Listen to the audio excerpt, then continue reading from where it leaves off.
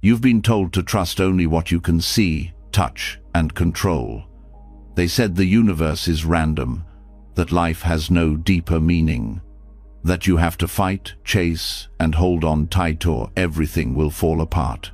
But if that were true, why does holding on so tight still leave you feeling lost? Why does trying to control everything only bring more anxiety, more fear, more doubt? Why do you still lie awake at night, wondering if everything is really going to be okay? The truth is, trust isn't blind, it's a deep knowing. A knowing that life has rhythm, that chaos has order, that the universe isn't your enemy, it's your teacher. And Buddhism holds the map, not to blind faith, but to unshakable inner peace. The kind of peace that stays with you even when nothing makes sense. The kind of trust that lets you finally let go, without falling apart. Tonight, as you listen to these ancient lessons, something inside you will shift. The tightness in your chest will begin to soften. The noise in your mind will grow quiet.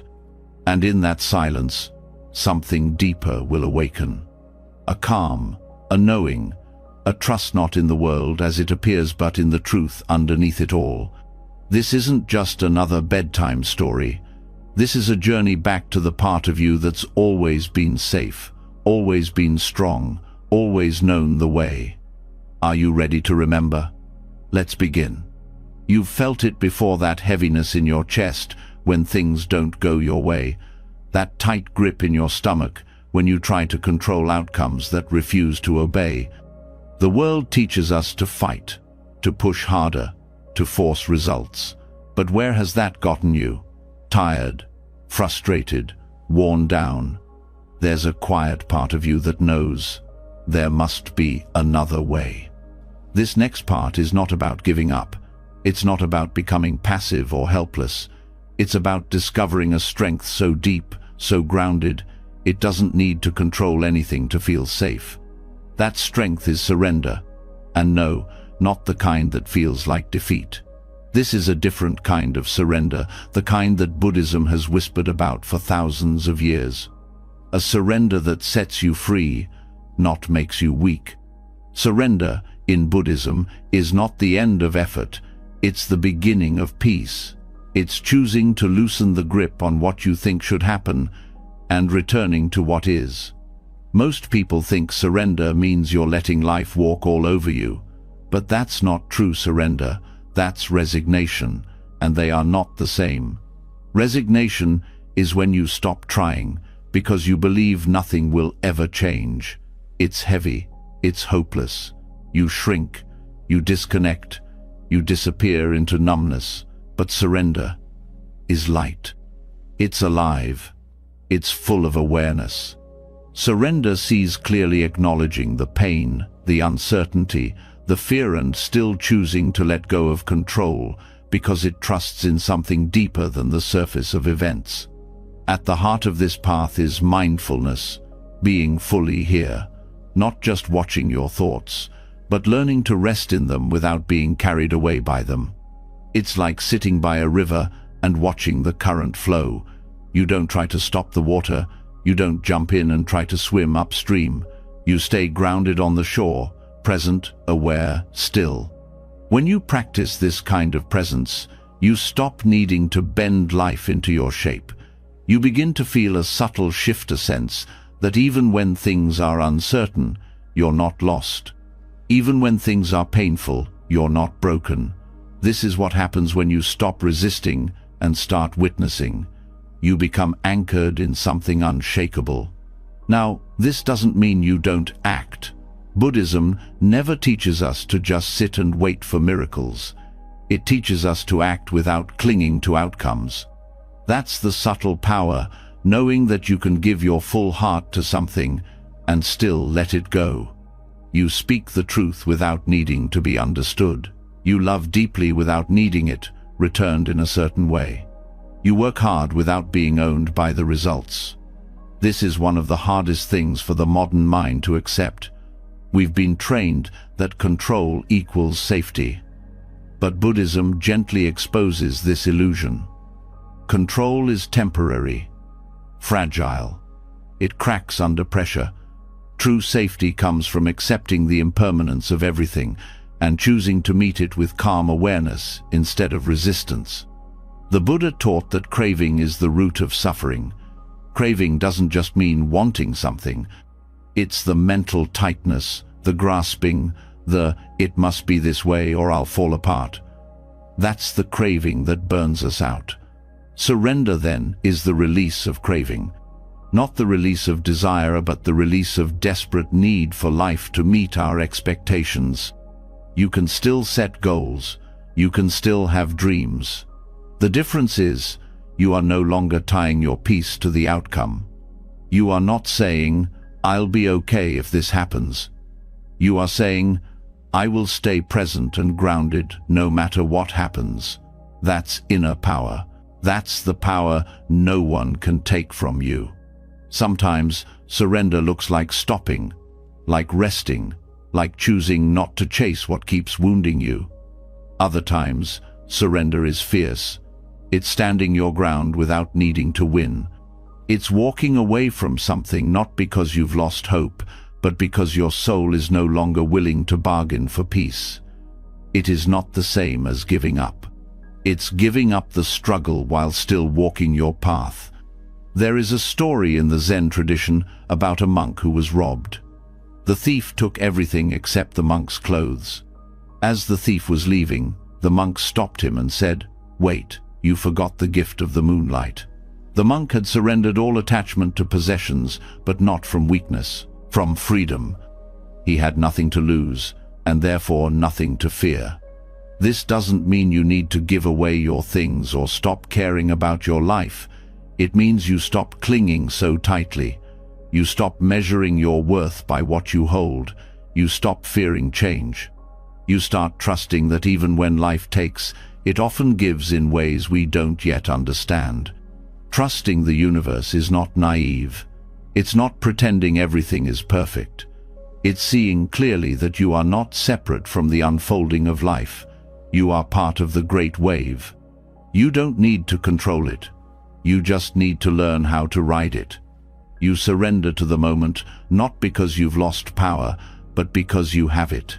You surrender because you've seen that resistance only brings more pain.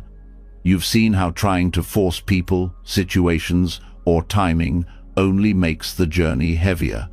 You've seen that true control is learning to work with what's here, not fighting against it. This path is not easy. It requires trust. And trust isn't something you just switch on.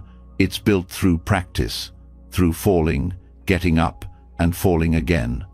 Through letting go 100 times a day. Letting go of needing to be right. Letting go of how fast you think healing should happen. Letting go of the voice that says, "You're behind." Letting go of fixing people. Letting go of being understood perfectly. Letting go of always needing a plan. Each time you do, even in small ways, you make space. Space for grace, space for stillness, space for something wiser than your mind to guide you. This doesn't mean you won't feel pain. It means you won't be crushed by it.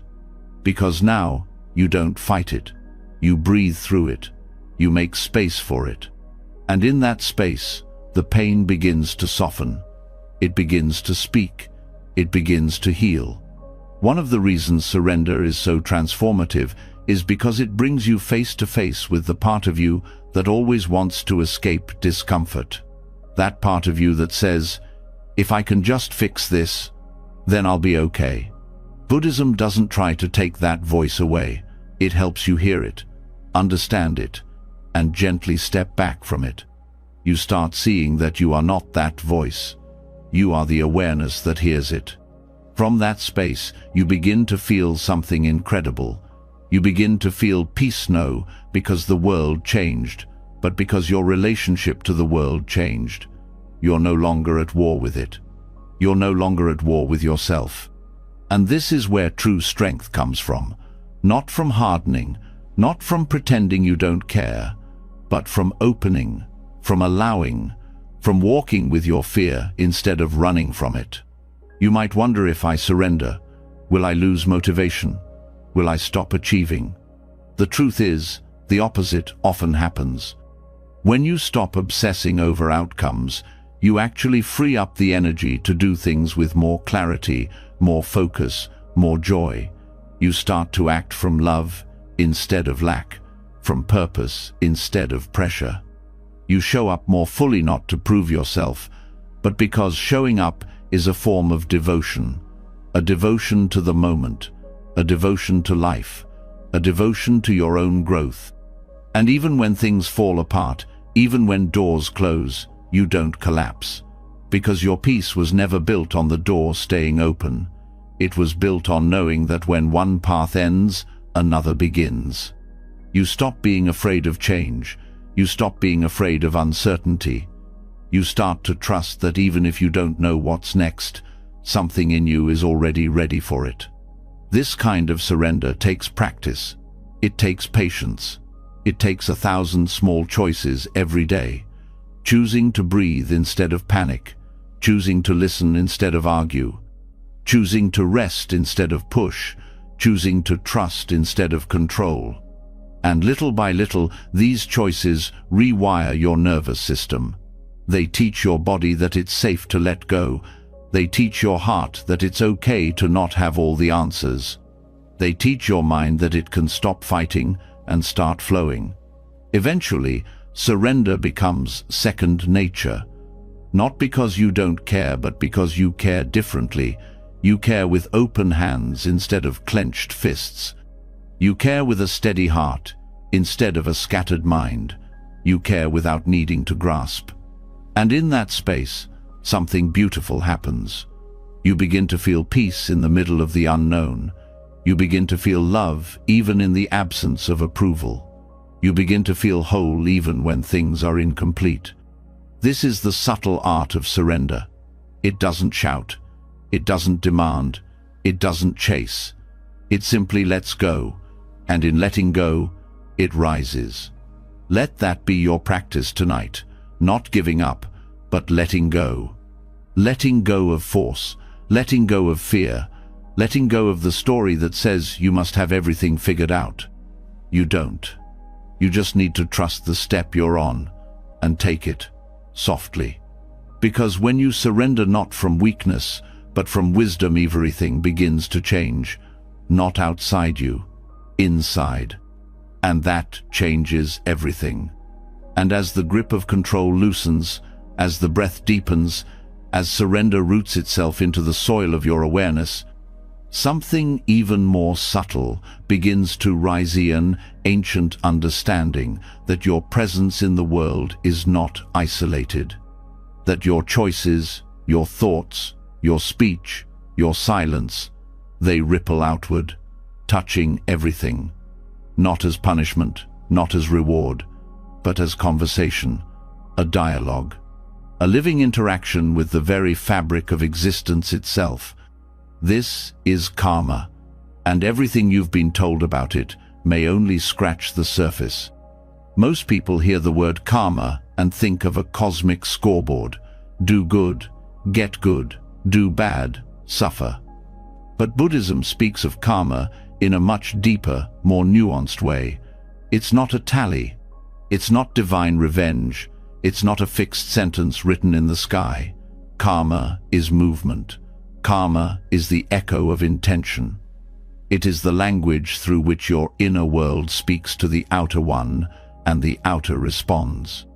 Your every thought has a texture. Your every word has a frequency. Your every action leaves an imprint. These are not abstract metaphors. They are energetic realities. You're in conversation with life at every moment, whether you know it or not.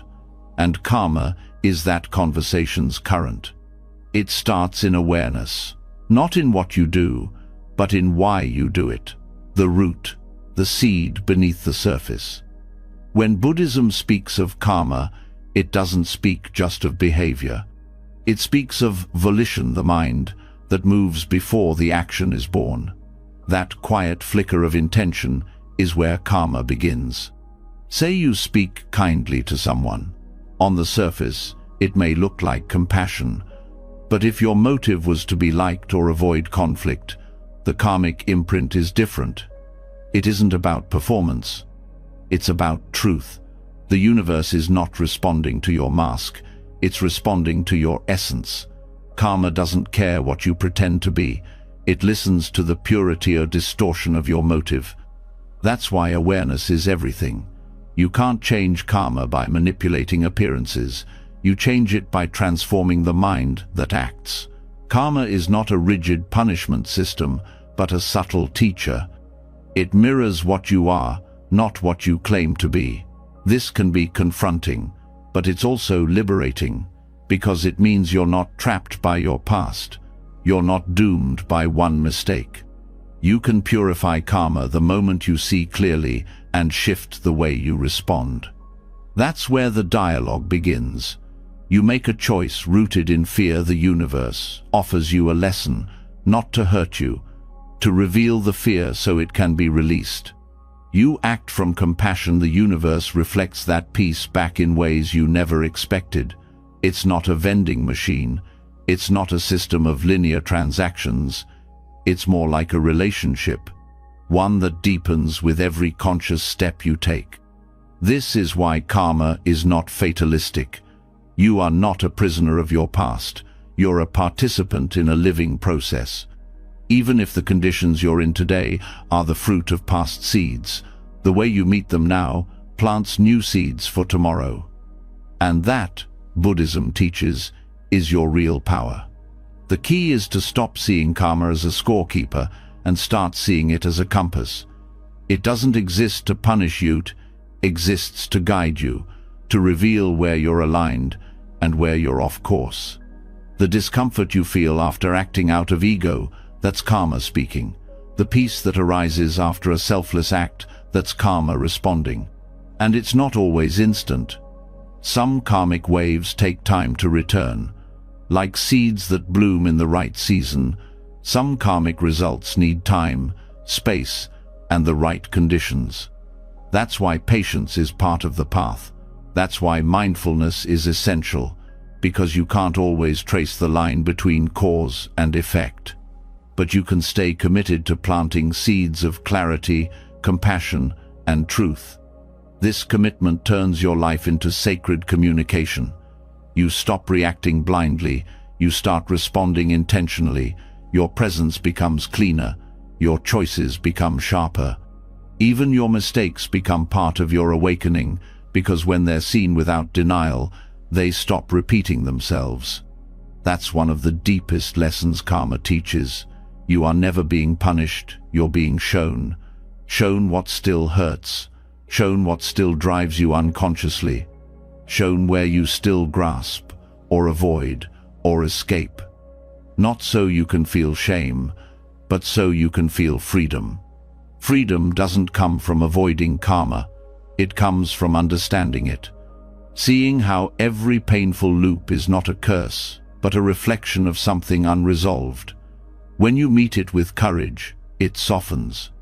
When you deny it, it hardens. Karma is not here to trap you. It's here to wake you up. And it responds with remarkable precision. Not always in the way the ego wants, but always in the way the soul needs. Sometimes the job you lose makes space for the calling you were ignoring. Sometimes the heartbreak that feels like the end is really the doorway to a more authentic love. Karma isn't punishing you. It's aligning you. Not to comfort, to truth. This alignment requires presence, because karma isn't just about big events. It's in the small habits, the tiny impulses you either follow or let go. The way you speak when no one is watching, the thoughts you feed, the energy you leave in the room after a conversation, the way you respond to silence, to conflict, to stillness, all of it shapes the texture of your path. When you begin to see karma in this light, you stop playing the victim. You stop waiting for luck to save you or fate to break you. You step into a different role, not the one who controls life, but the one who listens to it. And when you listen deeply enough, life starts to speak clearly. You begin to notice patterns. You begin to see how certain actions lead to tension, while others dissolve it. You become fluent in the language of karma. This fluency doesn't make you perfect, but it makes you awake. Awake to the impact of your energy, awake to the consequences of your choices, not out of fear, but out of care. Out of devotion to the kind of world you're helping to shape every time you act, speak, or think. Buddhism speaks of the three doors of karma: body, speech, and mind. Each of these is a channel through which you participate in this dialogue. You don't have to be a monk or scholar to use them well. You just have to pay attention. Is your speech creating peace or separation? Is your action coming from kindness or pressure? Is your mind rooted in truth or delusion? The more you ask these questions, the more clear the dialogue becomes. You stop stumbling in the dark. You start walking in rhythm with something larger than yourself. That rhythm is not always easy, but it is always honest. And it's in that honesty that real peace begins. There's a reason karma is so misunderstood. It challenges the ego. It removes the illusion that life is random, that we're powerless, that things just happen to us. But once you start to see clearly, it's impossible to unsee. You start to feel the feedback loop. You notice how certain thoughts drain your energy while others restore it. You witness how resentment poisons connection, how forgiveness releases the tightness you didn't even know you were carrying. These are karmic moments, and they are happening all the time. This is why practice matters, not for perfection, but for refinement. The more you practice presence, the more sensitive you become. You don't need to wait for karma to knock you down to listen. You start listening now, with care, with humility, with love. Because love is karma too.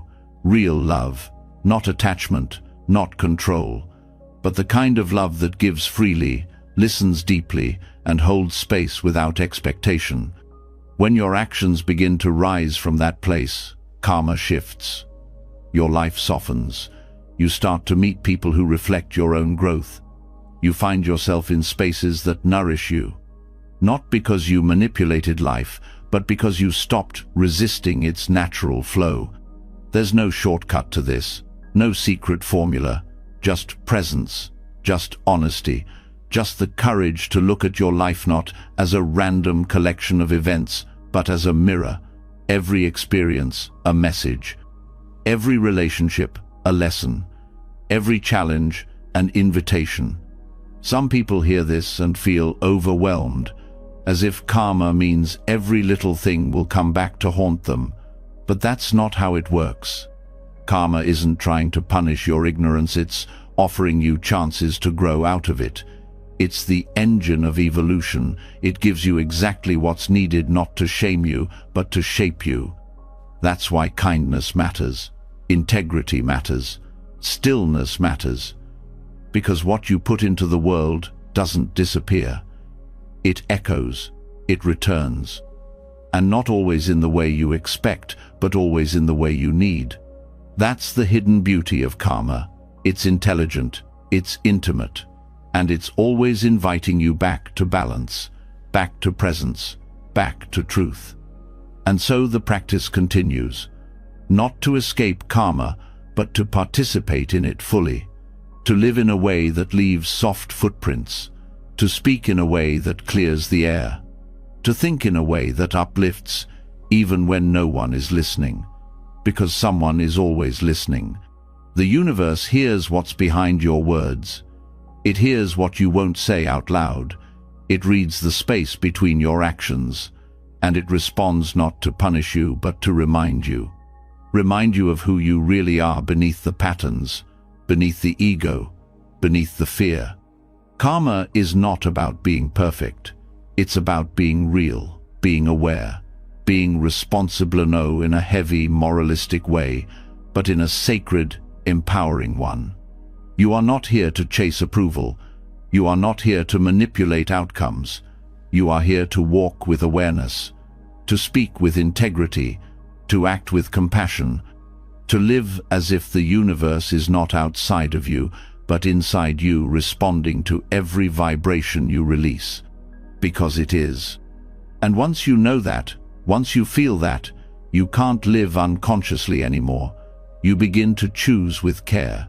You begin to move with intention. You begin to trust that what you give, you live. This is karma. Not superstition, not fear, not punishment, but relationship, sacred, ongoing, alive. So the conversation never ends. Every thought you release, every action you take, every moment of clarity or confusion, it all echoes. You're always speaking to the universe, and it's always responding. But now another question begins to rise. If karma flows from intention, and everything is in constant motion, what is it all built on? What lies beneath the shifting patterns, the changing forms, the stories and the roles? What remains when you peel back all identities, all attachments, all expectations? At the heart of Buddhist understanding is a truth so radical it undoes everything the mind holds on to. It doesn't give you something new to grasp. It invites you to see that nothing can be grasped at all. This is the teaching of shunyata, emptiness. Emptiness is not nothingness. It is not absence. It is not a void in the negative sense. It is spaciousness. It is openness. It is the lack of fixed, independent existence in all things.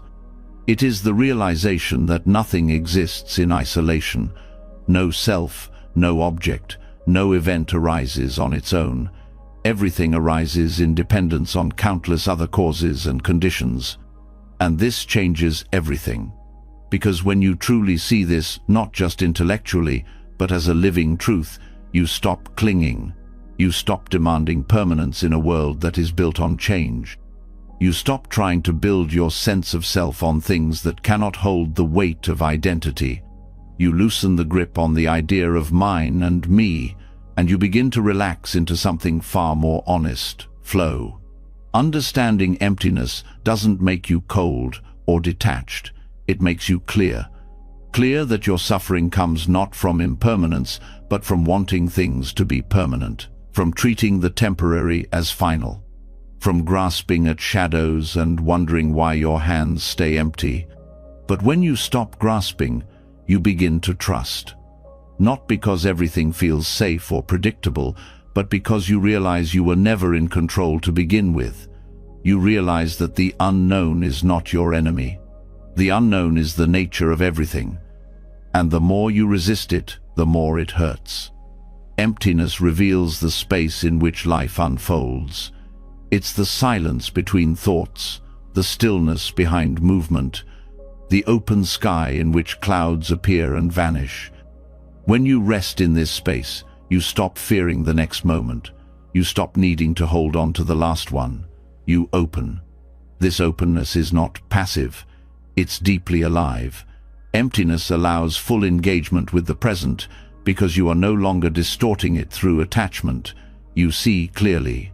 You respond directly. You no longer need life to confirm your identity, so you are free to meet it as it is. And yet, the mind struggles with this. It wants something solid, something to hold. It wants a clear boundary between self and other, good and bad, success and failure. But shunyata reveals that these divisions are constructions useful sometimes, but ultimately empty of inherent meaning. Even your sense of I is a process, not a fixed point. What you call you is a flow of sensations, perceptions, thoughts, emotions, all interdependent, all conditioned. There's nothing in you that stands alone, untouched by the rest of the world. And that's not depressing, that's liberating, because it means you're not trapped. You're not frozen in some permanent identity. You can change, you can adapt, you can release the stories that no longer serve you. This is where cosmic trust begins to take root, not in certainty, but in spaciousness, in knowing that your value doesn't come from what you can hold on to, but from the awareness that holds everything. That awareness is not empty in a bleak sense. It is full of potential, full of wisdom, full of peace. When you let go of rigid definitions, you begin to see beyond appearances. You see how the person who hurt you was acting from their own conditioned patterns. You see how your own fear was never personal, it was a ripple in the sea of causes. This doesn't make you passive or naive, it makes you compassionate, because now you're not reacting to surface-level triggers. You're responding from a deeper understanding. And that response has clarity. It has balance. It no longer clings to outcome. It no longer spirals in fear. Because in the light of emptiness, even fear is seen for what it is: a thought, a wave, a passing condition. It arises, it fades. It's not the truth of who you are. So much of our pain comes from holding too tightly, holding on to roles, status, relationships, ideas. We attach meaning to things and then suffer when they shift. Emptiness invites you to hold everything more gently, to care deeply but without possession, to love fully but without needing to own. And when loss comes, as it always does, you grieve, but you don't collapse. You hurt, but you don't lose yourself, because you've stopped confusing impermanent things with your permanent nature. You've stopped asking the world to stay still so you can feel secure. That is the great shift, from building security on fixed things to building trust in the openness itself, from fearing the unknown to meeting it with calm curiosity, from seeking something solid to resting in the vastness of what is. This shift doesn't happen all at once, it unfolds in layers. At first, emptiness can feel strange, even scary. It's the undoing of everything the ego relies on. But with practice, you begin to feel its truth. You begin to relax into it. And what once felt like losing ground begins to feel like finding space. That space is sacred. It's what allows you to respond instead of react, to move without clinging, to change without fear. It's what allows creativity, flexibility, joy. It's what makes compassion possible. Because you're no longer locked in the prison of me versus you. You see the shared emptiness beneath all forms, and in that you find connection not through similarity, but through shared source. Even time softens in the light of shunyata. The past is no longer a trap. The future is no longer a threat. What matters is how you meet this moment, with this breath, in this awareness. And in this space, trust grows. Not trust in outcomes, but trust in presence, trust in the process, trust in life as it unfolds, even when you don't understand it. And this trust is not belief. It's not built on hope or expectation. It's built on direct seeing. You see that everything changes, that everything arises in dependence, that everything is empty of solidity and therefore open to transformation. This kind of vision doesn't make you detached from life. It connects you more deeply to it, because you're no longer trying to control the river. You're swimming in it. You're moving with the current instead of resisting it. You're learning to float in the unknown. In this way, emptiness isn't a lack. It's the ground of being, the space in which life happens. And when you trust that space, you stop needing to know everything. You stop fearing what's next. You trust not because you have a map, but because you know how to walk without one. This knowing is embodied. It shows up in how you speak, how you move, how you respond to the unexpected. You're less reactive, less tense, more present, more attuned. You no longer need to fill the silence. You no longer need to explain everything. You no longer feel the same panic when plans fall apart. You see clearly. Plans are empty. Control is empty. Identity is empty. Not in a nihilistic sense, but in a freeing one. Free to change. Free to let go. Free to respond with care rather than fear. Even purpose becomes clearer in emptiness. Not as a fixed goal, but as a living responsiveness. You don't need to define your life in rigid terms. You simply live with presence and care, knowing that the meaning is not in what you hold, but in how you hold it. And that's the final beauty of Shunyata. It teaches you how to live without armor, how to meet life as it is, without filters, without resistance, how to stay open even when things fall apart, how to love without attachment, how to act without ego, how to rest in the fullness of this empty, ever-changing moment. This is what freedom looks like. Not the absence of problems, but the absence of clinging. Not the promise of certainty, but the presence of trust. And in that trust, something profound unfolds. Not a belief, not a dogma, but a quiet, steady knowing that everything you need is already here in the space between thoughts, in the breath you're taking now, in the vast silence of your own awareness. That is Shunyata, and it is not far away. It is what's here when you stop reaching, when you stop naming, when you stop turning away from the truth that everything is empty, and in that emptiness free. So breathe. Let go again. Let go not to fall, but to rise. Because the universe doesn't need to be controlled. It needs to be trusted. And that trust begins in the space you're standing in right now. And once you've begun to trust the openness, the empty nature of all things, you start to sense a deeper rhythm behind it all. Not randomness, not chaos, but pattern, interdependence. A quiet order that doesn't always make sense to the thinking mind, but speaks clearly to the still one. You begin to realize that nothing arises alone. Nothing happens without a cause. And nothing, not even your own suffering, exists in isolation. This is the next unfolding. This is the truth of dependent origination.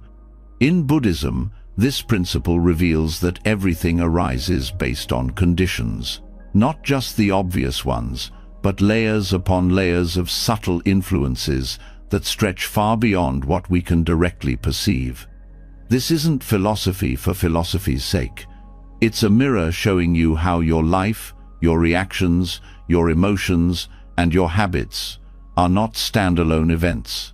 They are linked, conditioned, connected. You weren't born into a vacuum. Your thoughts come from somewhere. Your habits were shaped. The fears you hold now didn't appear out of thin air. They were formed by past experiences, words spoken, environments lived in, patterns repeated until they felt like identity. But when you see that nothing exists independently, you begin to loosen the narrative that says, "This is just who I am."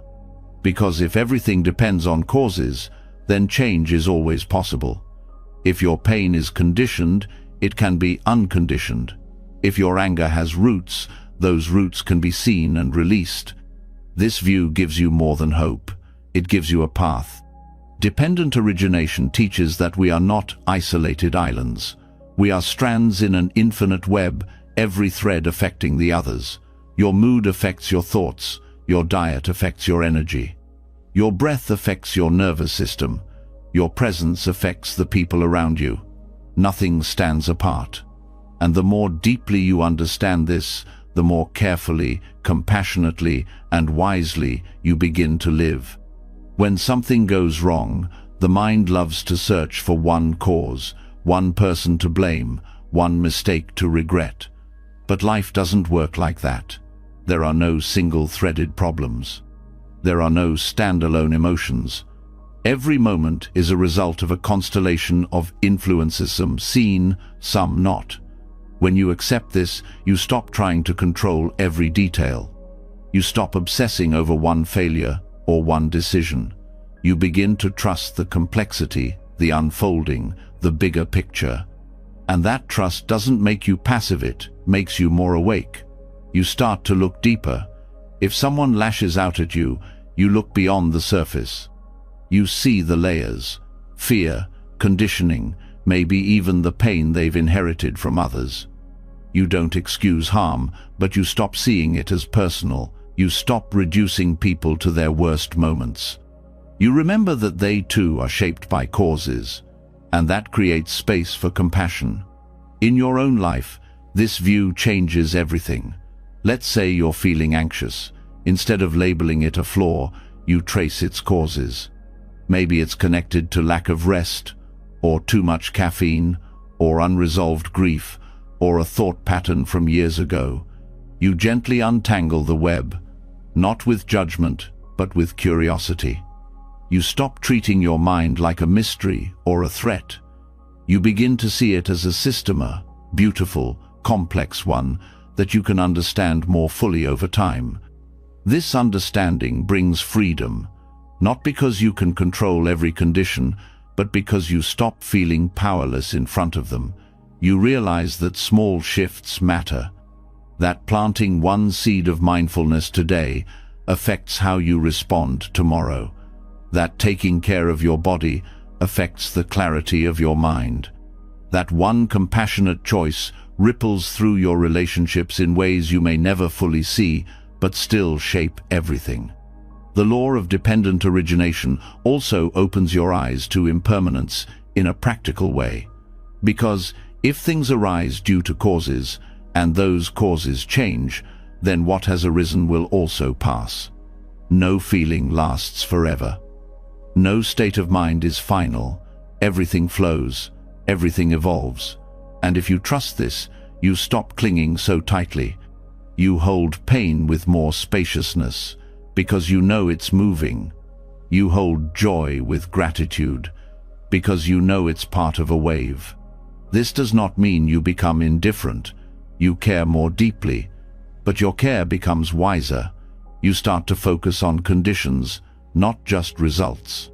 Instead of obsessing over whether you feel peaceful right now, you ask, what habits support peace? What thoughts disrupt it? What relationships nurture it? You begin to live more like a gardener tending to the soil, the water, the light not forcing the flower, but creating space for it to bloom. And you begin to see others differently. You understand that their behavior too is conditioned, that their struggles come from somewhere, that judgment is rarely helpful, and curiosity often is.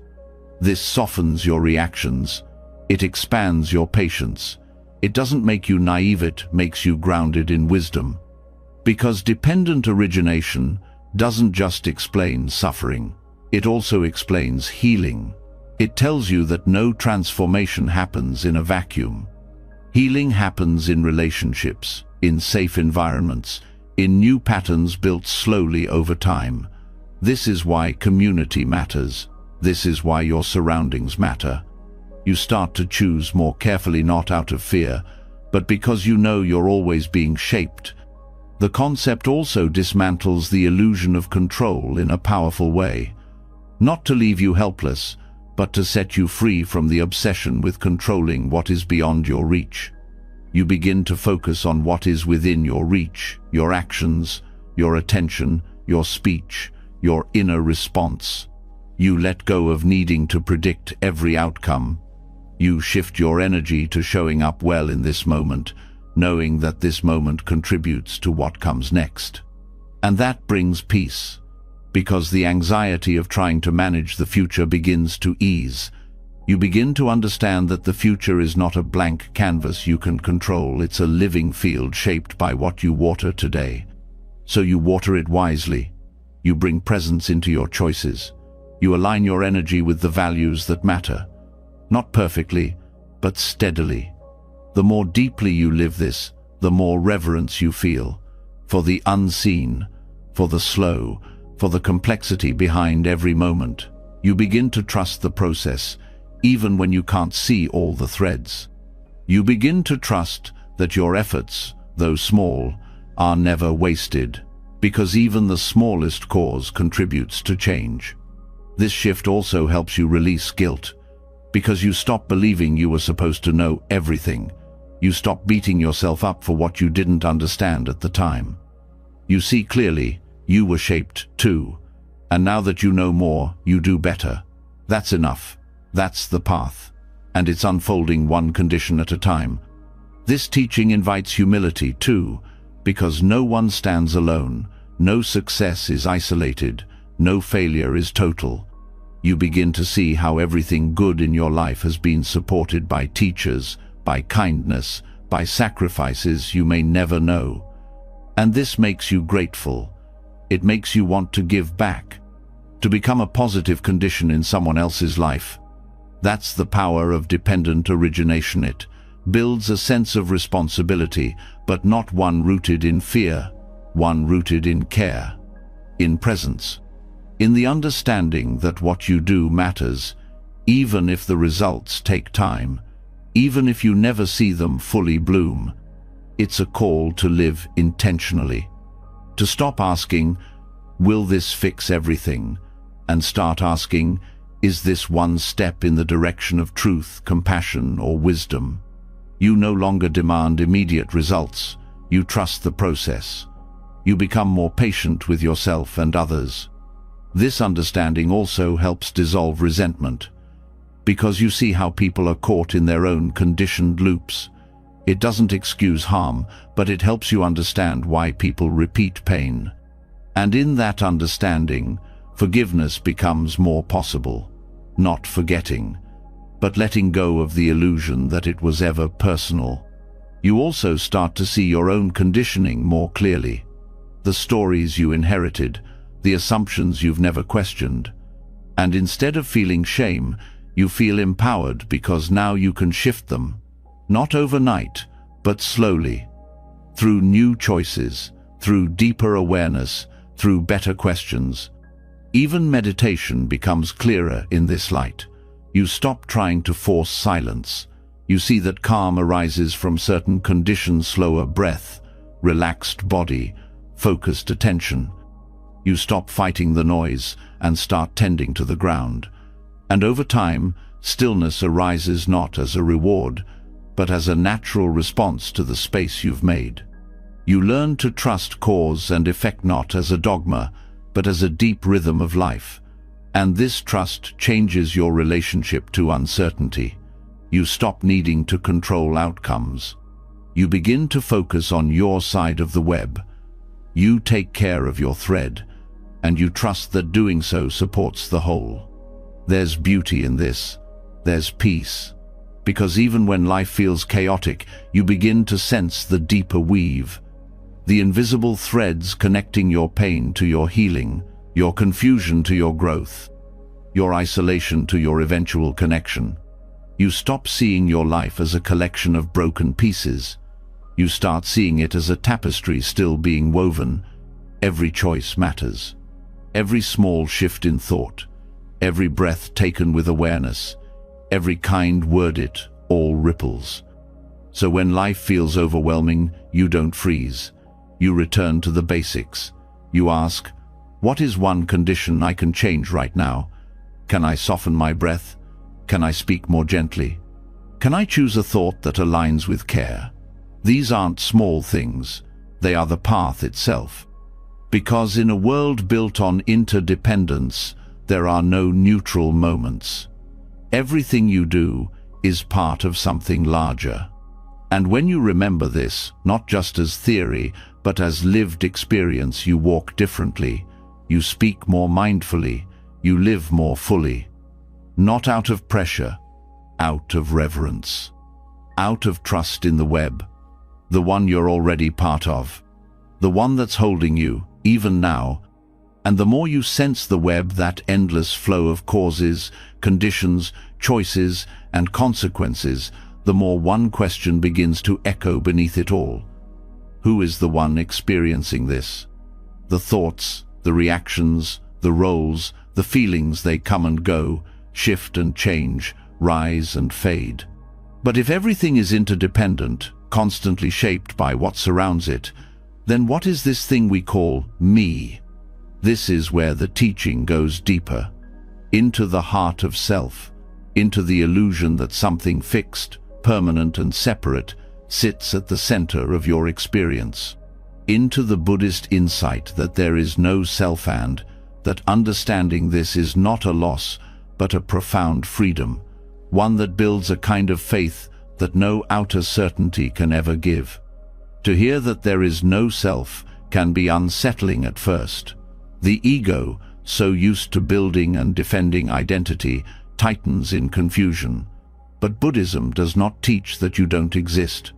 It teaches that the self you take to be solid is, in fact, a construction assembled over time through memory, habit, desire, fear, and belief. It feels real. It feels central. But when examined closely, it begins to fall apart. Thought arises, then it passes.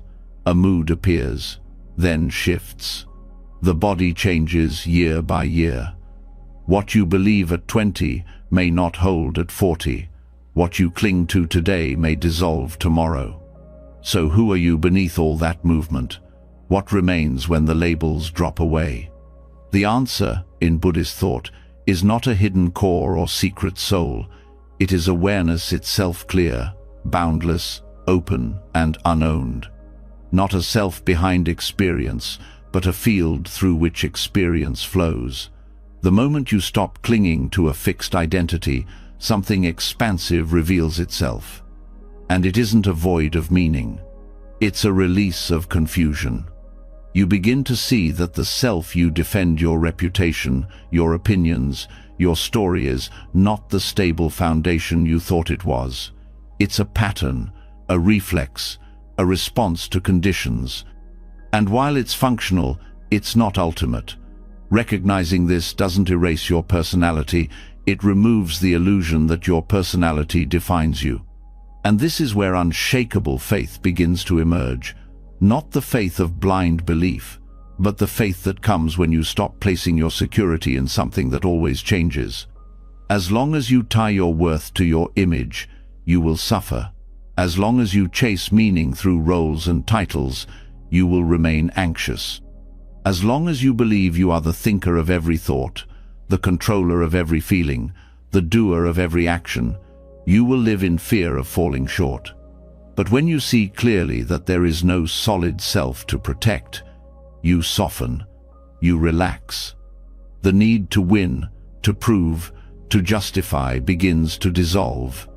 You don't become passive, you become free. You begin to act, speak, and move not from a place of identity maintenance, but from a place of deep responsiveness. In that space, life flows more naturally. You no longer feel responsible for keeping an idea of yourself alive. Instead, you begin to trust the intelligence that moves through you when the ego steps aside. This is not about disappearing, it's about opening to something far more spacious than the story of me. The no-self teaching invites you to see through the illusion of control. You don't choose your thoughts before they appear. You don't pick your emotions like groceries off a shelf. They rise, they pass, they move in response to countless hidden causes. And yet, we suffer when we identify with them as if every flicker of mind defines who we are. But it doesn't. When a wave crashes on the ocean surface, the ocean doesn't become the wave. It holds it, lets it rise, lets it fall. In the same way, awareness holds thought, feeling, sensation, but is not defined by any of them. You are not the wave. You are what holds the waves without clinging. This recognition builds a deep inner trust. Not because you have answers, but because you stop asking the wrong questions. You stop asking, who am I supposed to be? And begin to rest in what is arising now. You stop trying to fix your identity and start paying attention to your experience. In that attention, the ego softens and the present moment sharpens. And in that sharpness, clarity grows. You begin to trust not in the self, but in the process. Not in a fixed identity, but in the unfolding. Not in rigid belief, but in direct awareness. And that trust becomes unshakable, because it's never tested, but because it's not built on anything that can be broken. This shift changes how you suffer. Before, pain felt personal. Now, it's just part of the flow. Before, fear meant failure. Now, it's just energy moving. Before, doubt meant you were wrong. Now, it's a doorway to deeper inquiry. You don't reject anything. You don't cling to anything. You let it come. You let it go. And in letting go, you find peace. This does not mean you stop functioning in the world. The relative self remains. You still use your name. You still pay bills. You still have conversations. But inside, something shifts. You're no longer confused about where your freedom lies. You stop looking for security and status. You stop tying happiness to approval. You begin to trust the silence more than the story. And this trust creates stability, not the brittle kind that snaps under pressure, but the flexible kind that bends and holds. When someone disagrees with you, you don't panic. You don't need to defend an identity. When plans change, you adjust. When praise comes, you don't inflate. When criticism hits, you don't collapse, because you are no longer the identity reacting. You are the awareness responding. This is the heart of Buddhist practice, not to build a better self, but to see through the illusion of a fixed one. And in that seeing, to rest more fully in reality. You stop seeking constant validation. You stop fearing imperfection. You start living in tune with what's real, not what the ego wants to believe. And what's real is always changing, always moving, always more than what one's self-concept can contain. So you let go, you trust. You surrender not to passivity, but to presence. You show up for your life without needing to be anyone special. And that is where true power begins. Because in truth, the ego is exhausted. It's been trying to hold everything together, your story, your value, your image. But when you see that it doesn't need to, that there's no fixed self to protect, everything gets lighter, even grief, even anger, even failure. You meet it all with curiosity instead of fear. This also changes how you connect with others. Without a rigid self to defend, you're less reactive. You listen more, you judge less. You stop projecting your unmet needs onto others. You start meeting people where they are, not where your ego needs them to be. This makes love more honest, more unconditional. You become less attached to roles. Whether someone sees you as strong or weak, right or wrong, doesn't shake your ground, because your ground is not made of image anymore. It's made of presence. And presence is not dependent on perception. That's why this teaching builds faith, because it brings you closer to truth. And truth, even when it's uncomfortable, is stable.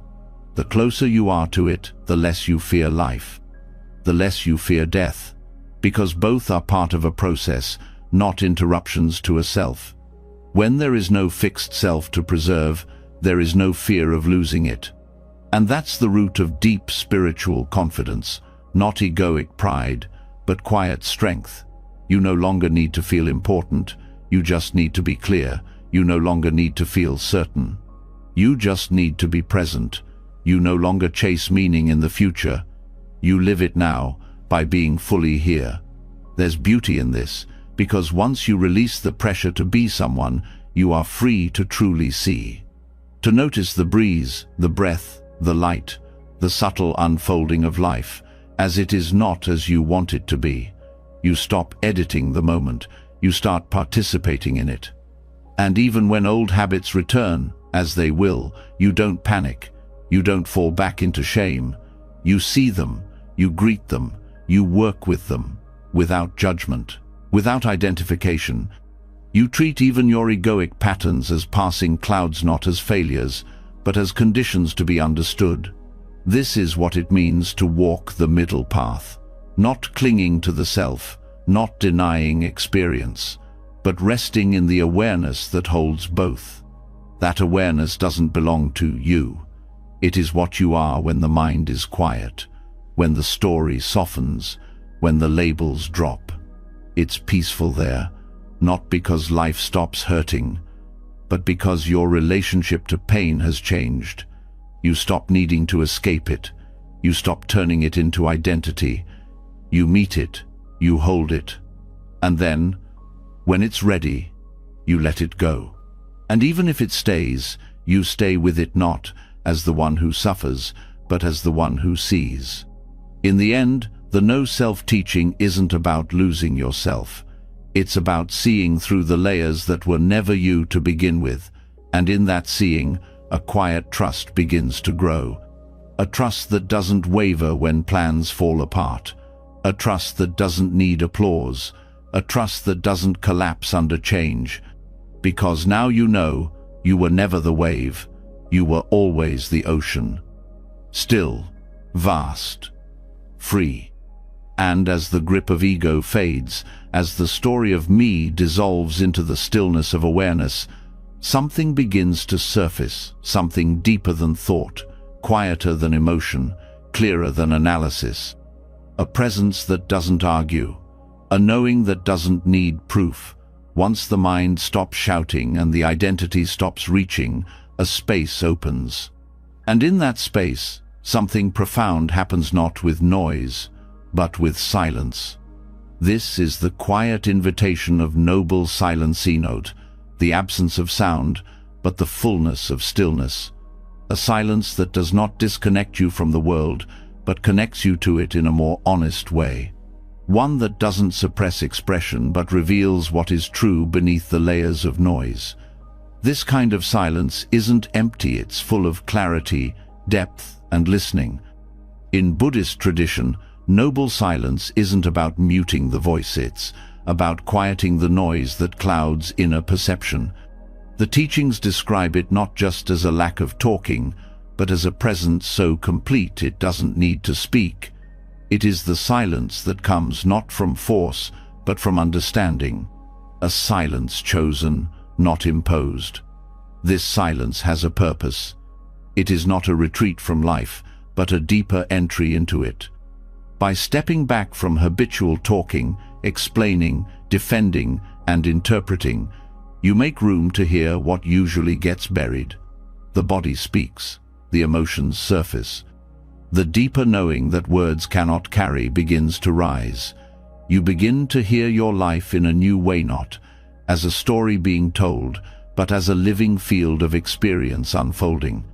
Noble silence creates the conditions for this kind of hearing.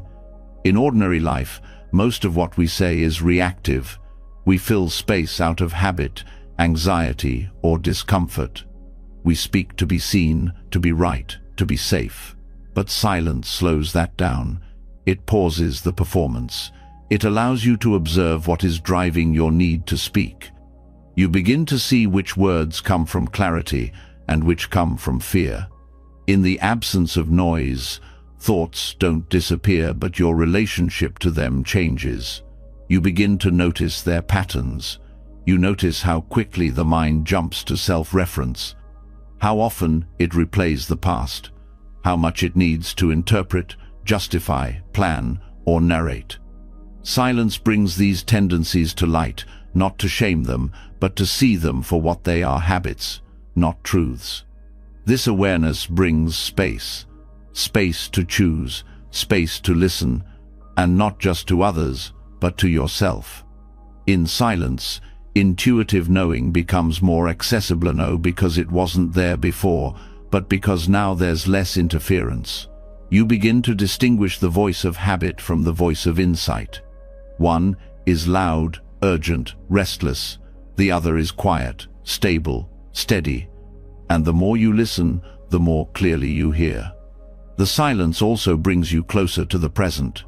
Without the distraction of speech, you start to experience life directly.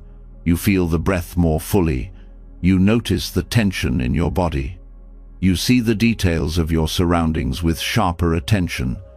Presence is no longer a concept, it becomes your natural state when the noise fades. Trust begins to deepen here, not because you've figured things out, but because you've learned to be with what is. Silence is the doorway to that kind of trust, the kind that doesn't demand answers, but allows space for answers to arise on their own. You stop forcing clarity. You allow it. And when it comes, it's more stable because it's rooted in direct perception, not in mental noise. Noble silence is also a powerful teacher in relationships.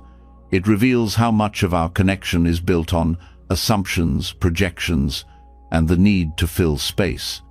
When you are silent with someone, not in avoidance, but in presence, something shifts. A deeper layer of connection opens. You begin to listen, not to respond, but to understand. You stop rehearsing what to say next. You start receiving what is actually being said. This changes the quality of your presence. You become more grounded. People feel safer around you, not because you have the right words, but because your silence is not empty. It is awake. It is kind. It makes space for others to show up without needing to perform. Silence also strengthens discernment. You begin to sense which words need to be spoken and which do not. You stop wasting energy on explaining what doesn't need defending. You stop speaking to avoid discomfort. You start to value truth over approval. And when you do speak, your words carry weight not because they are loud, but because they are chosen. In noble silence, you learn the art of restraint not as suppression, but as power. You see that not every emotion needs to be voiced to be valid, that not every insight needs to be shared to be real, that not every opinion needs to be heard to matter. Silence teaches humility. It teaches timing. It teaches you to value presence over performance. In moments of deep silence, something else becomes clear. Your connection to the universe doesn't require constant thinking. It doesn't require explanation. It doesn't need words to be real. It is felt, known, trusted. This is where inner guidance speaks not through noise, but through clarity, not in the voice of the mind, but in the stillness behind it. This kind of trust cannot be taught through argument or logic. It grows through presence, through being with silence long enough to recognize it as a teacher, not a threat. Through choosing stillness over distraction, even when it's uncomfortable, because that discomfort is the edge of transformation. It's where the surface noise breaks and something deeper can rise. And what rises is often not what you expected. It might be old emotion, unprocessed grief, fear that had been hiding under the busy surface. Silence doesn't suppress these things, it invites them up. And when met with care, they begin to release, not through solving, but through seeing. This is why silence is not escape, it's confrontation, the gentle kind, the honest kind, the kind that heals by revealing what has been ignored, the kind that builds trust not by providing answers, but by removing the noise that keeps you from hearing them. Silence is also the space where you learn to witness thought without becoming it. Without speech to reinforce identity, the ego has less to stand on. Its opinions have nowhere to land. Its stories have no audience. You begin to see that much of what you think you need to say was only ever meant to protect a version of yourself that never really existed. In that seeing, the ego loosens. And what takes its place is not a blank void but presence, awareness, the kind that doesn't need to narrate life to feel alive, the kind that knows truth without needing to explain it. This practice doesn't need to be extreme. You don't have to disappear into the mountains or renounce all speech. You can begin right where you are, a few minutes a day, a morning without talking, a walk in silence, a meal without distraction. These moments matter. They change how you relate to yourself and to the world. Over time, silence stops being awkward. It becomes a friend, a refuge, a reminder. When things feel chaotic, silence brings you home. When the mind races, silence slows the spin. When life feels loud, silence helps you hear again not just your own needs, but the pulse of something greater moving through everything. This is how you begin to hear the universe, not through signs in the sky or answers written in stone, but through subtle knowing that arises when you're quiet enough to receive it. When you stop filling the space, you discover that the space is not empty. It is full of guidance, of clarity, of wisdom. You begin to trust this. You begin to live by it. You make decisions not from panic, but from inner alignment. You say yes not out of obligation, but from inner clarity. You say no without guilt. You stop needing to explain your truth, because you are no longer disconnected from it. And when you do speak, your words carry that silence with them. They are fewer, more precise, more honest, less reactive, more kind, because they are not trying to cover silence, but to express what it revealed. The more you practice noble silence, the more natural it becomes. You begin to crave it, not as escape, but as alignment. You stop needing to run from your inner world. You start resting in it. And from that rest, a new kind of movement arises, not driven by restlessness, but guided by stillness. You discover that silence is not the opposite of action, it is the source of wise action. It is where true response is born, where clarity replaces confusion, where knowing replaces doubt, where connection replaces performance. This is the quiet power of noble silence. It does not demand attention, it does not shout, it does not seek credit, but it changes everything. Not by doing more, but by allowing more. Not by controlling the moment, but by entering it fully. And in that fullness, you begin to hear not just your own thoughts, but the quiet rhythm of something far beyond you, a presence that has always been there, waiting to be heard. In silence, you remember. And in remembering, you trust. The deeper you go into silence, the more clearly you begin to feel what words often fail to express. Underneath all the noise, beneath every question, past every layer of confusion, what remains is tenderness. Not weakness, but a raw, open presence that notices suffering and does not turn away. Silence doesn't just connect you to your own truth. It softens the boundary between yourself and the rest of the world. You start to sense that your pain is not separate from anyone else's, that your healing is tied to theirs. And from this recognition, something powerful begins to take shape, the will to serve, to awaken not only for yourself, but for all beings. This is the heart of the Bodhisattva path. In Mahayana Buddhism, the Bodhisattva is not a perfect person or a distant ideal. It is a commitment, a direction, a vow made again and again, not out of obligation, but out of deep compassion. The vow says, I will not abandon the world. I will awaken fully, and I will keep returning for others, even if it takes lifetimes. These are not just poetic words. They are a radical act of trust. When you take these vows, even silently within your own heart, you are declaring something profound, that liberation is not an individual escape, but a shared journey. That freedom is not real unless it includes everyone.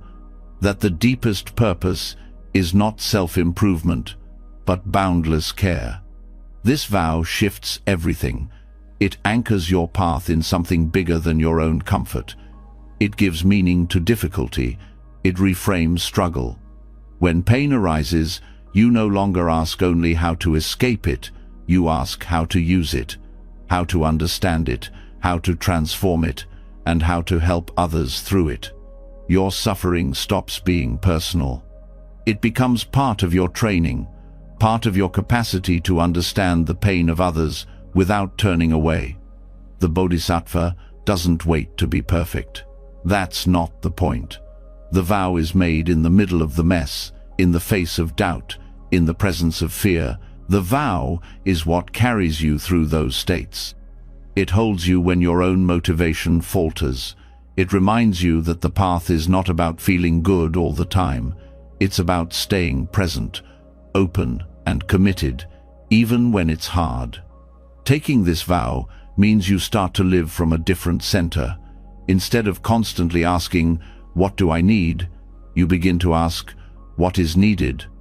You start listening more deeply not only to your own heart, but to the suffering around you. and that listening becomes action. It becomes presence.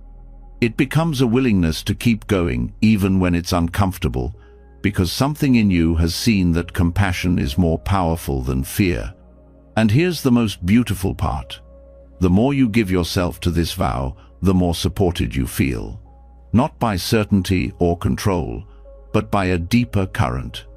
A sense that you are not alone, that the universe itself is rooted in compassion, not as sentiment, but as truth.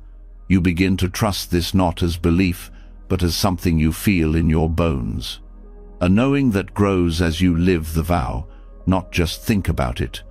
This trust becomes your strength. When the path feels unclear, when setbacks come, when emotions feel overwhelming, you return to the vow. You don't need a map. You have direction. You have intention. You have a reason to take the next step. And that next step is always here, always possible, always sacred. The Bodhisattva vow is also practical. It teaches you how to move through a world that is full of suffering without becoming hardened or hopeless. It doesn't ask you to fix everything. It asks you to respond, to keep your heart open even when it would be easier to shut down, to keep showing up, not because you're winning, but because others are hurting. That kind of commitment grows trust not only in your own strength, but in the goodness of the path itself, in the possibility of transformation, in the truth that compassion is not weakness, but wisdom in motion. When you act from compassion, you don't just reduce suffering, you become less entangled in your own. You become lighter, freer, more aligned with something larger than yourself. This is not about self-sacrifice, it's about self-expansion. When you hold the vow, you don't disappear. You become more real. You begin to see yourself as part of the whole. And in that, a deep sense of purpose arises. Not the kind that depends on praise or results, but the kind that holds steady in all conditions. You also begin to see that compassion is not always soft. Sometimes it's fierce. Sometimes it's boundary setting. Sometimes it's speaking hard truths. But when it's rooted in the vow, it's always free of self-centeredness. You're not acting to be right or to be seen. You're acting because the vow asks, how can I reduce harm? How can I serve awakening? This mindset shapes everything. It shapes how you speak, how you listen, how you spend your time. You start to let go of what doesn't serve that deeper intention. You no longer need everything to be perfect before you help others. You no longer wait until you're fully healed to show up. You start from where you are, with what you have, again and again. And each time you return to the vow, something inside stabilizes. The fluctuations of the ego lose their grip. You trust the vow more than you trust your moods. You trust compassion more than you trust your fears. This is not about suppressing your needs. It's about recognizing that your deepest need is to live in alignment with your heart, and that alignment includes the whole world. The Bodhisattva path also expands your view of time. You stop needing immediate results. You stop needing people to change on your timeline. You stop demanding that your impact be visible. You trust that seeds are being planted. You trust that presence matters, even when it doesn't feel productive. You begin to embody patience not as waiting, but as staying true. This kind of trust is unshakable because it's not based on outcomes, it's based on intention. You know that you're moving in the direction of truth, and that's enough. You don't control the results. You don't need to. You've handed yourself over to something more enduring than short-term reward. And this changes your relationship to fear. You may still feel it, but it doesn't define you. It becomes something you carry, not something that stops you, because the vow is stronger than fear. The vow gives your courage a reason. It reminds you that the point is not to avoid difficulty. The point is to meet difficulty with wisdom and love. You begin to see that the path is not about overcoming others or even yourself. It's about remembering who you really are beneath the defenses, beneath the patterns, beneath the doubt. You are not just a person trying to get by. You are a being committed to awakening for everyone. And that commitment does not go unnoticed. The universe begins to reflect it back, not always in obvious ways, but in subtle support. A sense of being carried, a clarity that wasn't there before, a strength that rises when you thought you had none left. These are the signs that the vow is alive, that you're not walking alone. The path of the Bodhisattva is vast. There is no end to compassion, no finish line, no checklist.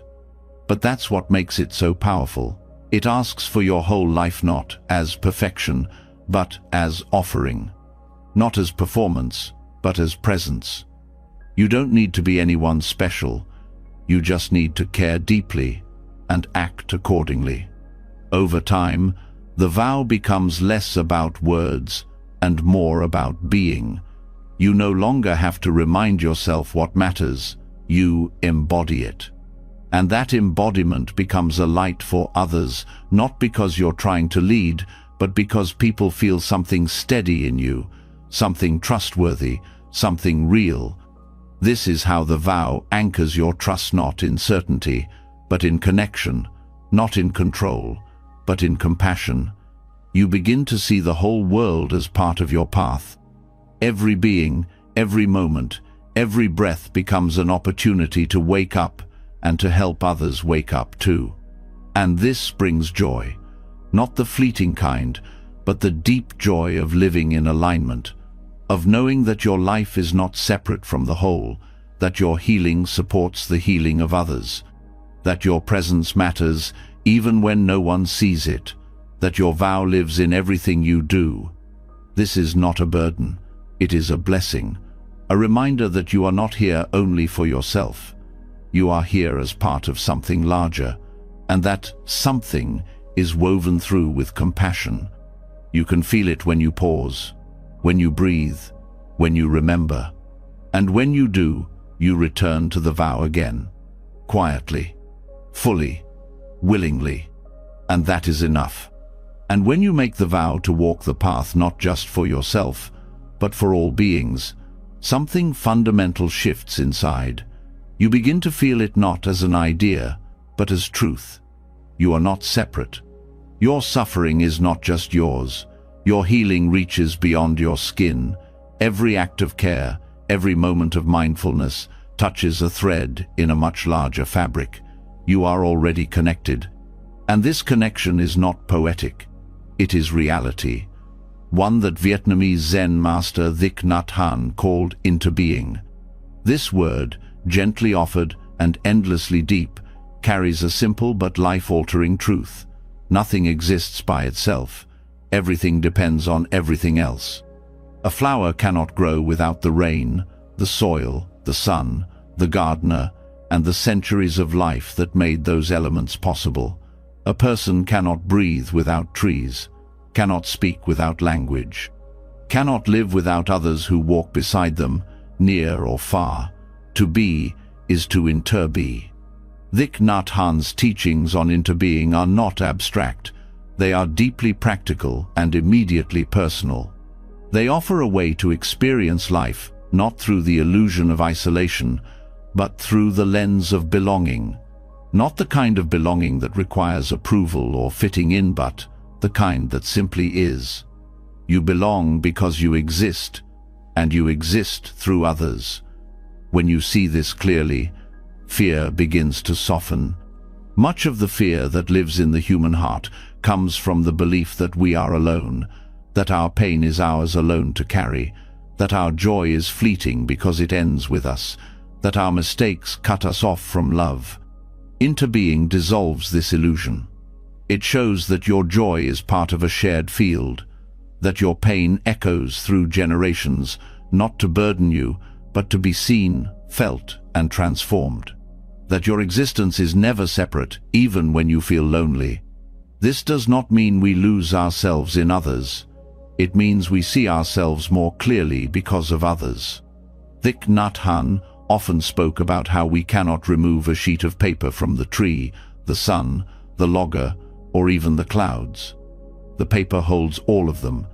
In the same way, you hold your parents, your teachers, your friends, your ancestors, and even the strangers who have touched your life unknowingly. When you begin to see through this lens, your sense of identity becomes less rigid. You stop needing to define yourself so sharply. You stop clinging to separation as protection.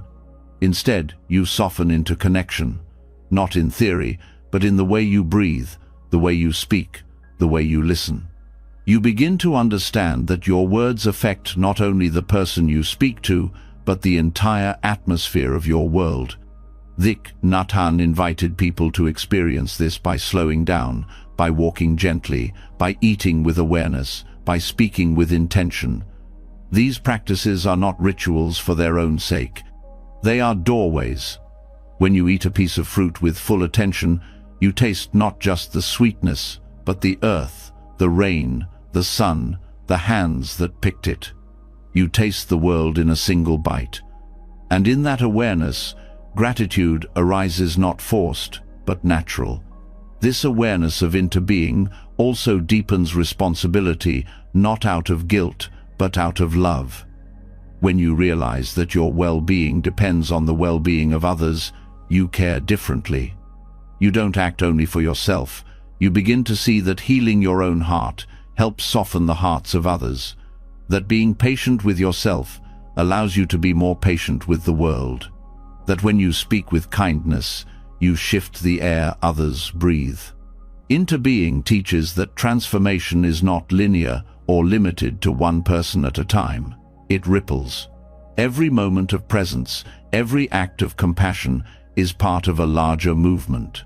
This gives meaning to even the smallest action, a smile, a pause, a breath taken instead of a reaction. These things are not small. They are threads in the tapestry of life. They matter more than we know. The beauty of this view is that it makes space for everything. You don't have to deny your suffering to be part of the whole. You don't have to hide your imperfections. Interbeing includes the broken pieces. It includes the shadow. It includes the parts of you that still feel cut off, because those parts too are shaped by relationships, by past pain, by unmet needs, by forgotten kindnesses. Nothing is outside the web. And this brings humility. You stop assuming you know what others are carrying. You stop judging so quickly. You begin to ask different questions, not what's wrong with them, but what are they connected to that I cannot see? You begin to listen for what is unspoken. You begin to honor the complexity of every being you meet. Interbeing also helps you face difficulty without despair, because even when the world seems dark, when violence, hatred, or division dominate the news, you remember that this is not the whole story. There are still countless unseen acts of care, of courage, of resilience. The good is not louder, but it is always present. It lives in the web, in the daily choices of millions, in the quiet prayers, in the meals shared, in the people who do what's right when no one is watching. Thich Nhat Hanh's life was a living example of this.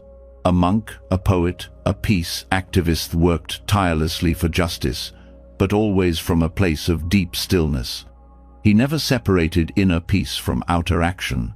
For him, mindfulness was not a private escape, it was a way of walking through the world in harmony with all life. To breathe in awareness was to connect with the breath of the earth. To speak with care was to water seeds of trust in others. This is how interbeing becomes more than a philosophy. It becomes your way of being. You don't need to understand it all intellectually. You live it. You sense it.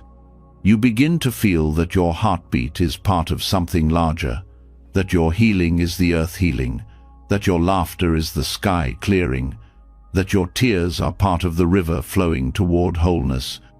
And when you stumble, as you will, this view offers support. You are not alone in your confusion. Others have walked this path. Others are walking it now. You can lean on their presence, their wisdom, their compassion even if they are not physically beside you. The bodhisattvas, the ancestors, the community of the awakened, visible and invisible, are always here. The web holds you, even when you forget. You begin to live with more ease. Not because life is easy, but because you stop fighting it alone. You recognize the truth that your suffering is not separate, and therefore your healing is not separate either. You find the courage to ask for help, to offer help, to forgive, to rest, because all of it affects the whole. Even silence becomes part of the connection. You don't always need words to belong. You don't always need explanation to feel understood. Sometimes just being present is enough. Sometimes just walking together in quiet awareness says more than any conversation. Sometimes just being still with someone in their pain is the deepest act of love. This view also transforms how you see nature. You no longer relate to the earth as something separate to be used, but as part of your own body. The trees breathe out what you breathe in. The water you drink moves through everything that lives. You begin to care for the planet not because you should, but because it is part of you. Its well-being is your well-being. You also begin to relate to time differently. The past is not distant. The future is not out of reach. Every moment contains echoes of what came before and seeds of what will come next.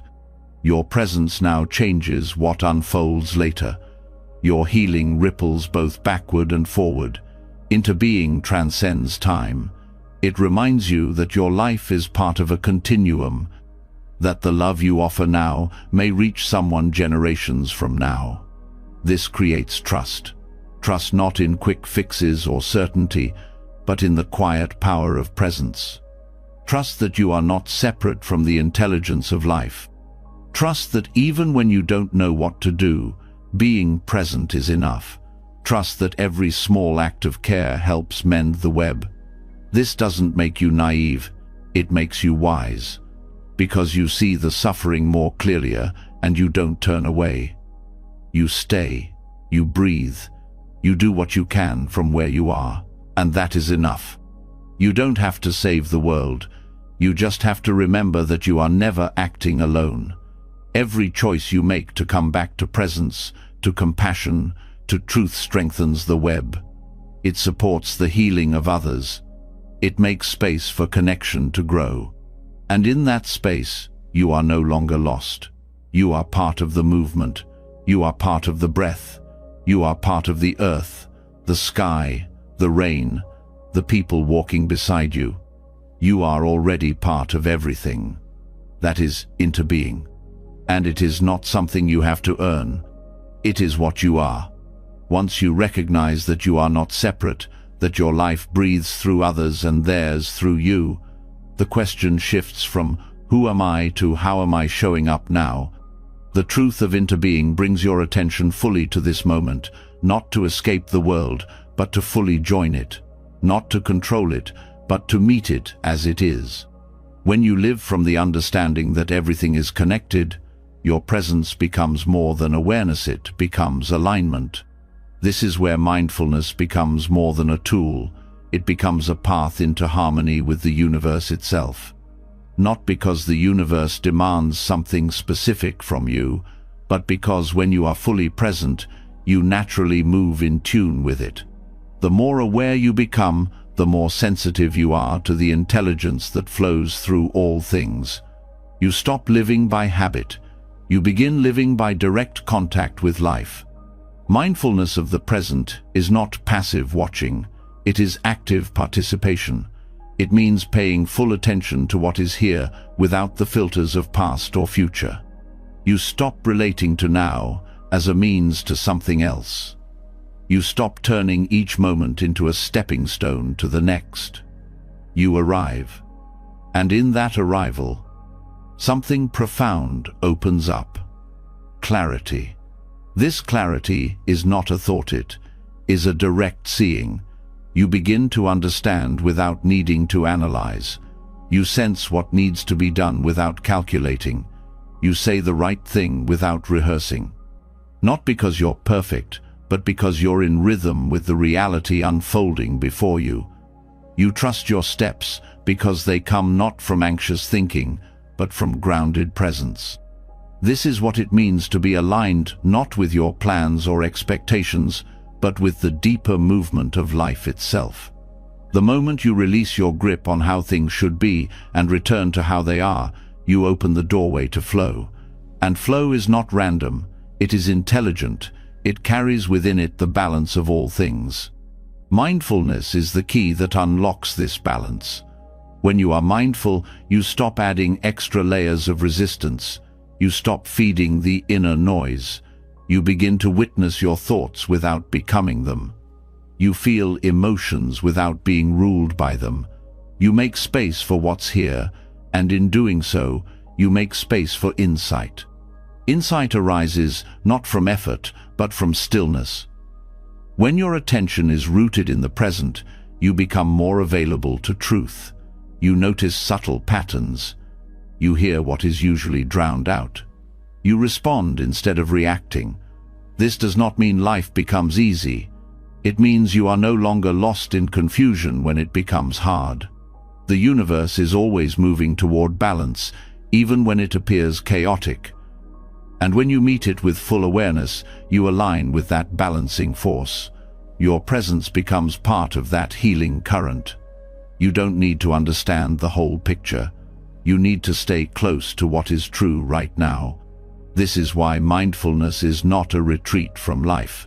It is a full entry into it. When you are truly present, you stop operating from a fixed identity. You are no longer defending the past or fearing the future. You are available to life as it arises. And that availability is power, not the kind that dominates, but the kind that cooperates, that listens, that adapts. Mindfulness also shifts the way you relate to time. The future stops being a source of constant anxiety. The past stops being a weight you carry. You realize that the only place where life can actually be touched is here. Plans may still be made, but they are not clung to. Memories may still arise, but they are not mistaken for reality. You begin to live with one foot fully planted in the ground beneath you. And in that groundedness, there is peace. Not because everything is resolved, but because you are no longer scattered.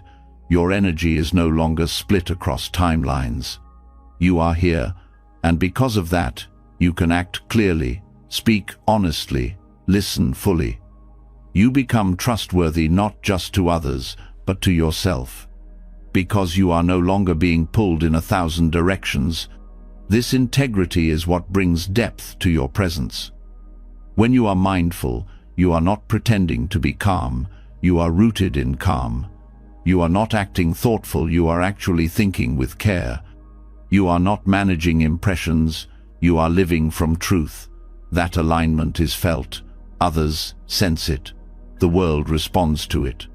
This is where trust in universal intelligence deepens, because the more you live in the present, the more you notice that you are not guiding everything on your own. Some moments unfold with perfect timing, even without your control. Some answers arrive when you stop trying to force them. Some doors open when you pause long enough to see them. These are not coincidences. They are the natural result of living in alignment with the present. When you're mindful, life feels less like something to figure out and more like something to participate in. You begin to sense that every moment is offering something, not just pleasure or pain, but teaching, direction, an invitation to come closer to the center of your own awareness. The more present you are, the more clearly you hear that invitation. Even in discomfort, presence helps you stay grounded. You stop needing to fix everything right away. You stay with the feeling. You allow it to teach you, to move through you, to soften you. This kind of patience is powerful. It's not passive, it's transformative. It changes your nervous system. It retrains your mind. It teaches your heart how to open in the middle of uncertainty. When you're truly present, you don't need to perform. You are enough as you are. This releases so much inner tension. You don't have to constantly seek validation. You don't have to chase meaning. Meaning begins to arise naturally from the quality of your attention. Even simple acts, a breath, a step, a kind word become meaningful when they are given your full awareness. And that awareness is contagious. When others are with you, they feel invited to slow down, to drop their masks, to be more real. Presence has that effect. It's not loud, it doesn't demand. But it changes the space. It reminds people of their own truth, of what matters, of the peace they've been too busy to feel. This is why mindfulness is more than self-help. It is service. It is how you contribute to the sanity of the world. In a culture obsessed with speed, your stillness becomes a form of rebellion. In a world driven by distraction, your attention becomes medicine.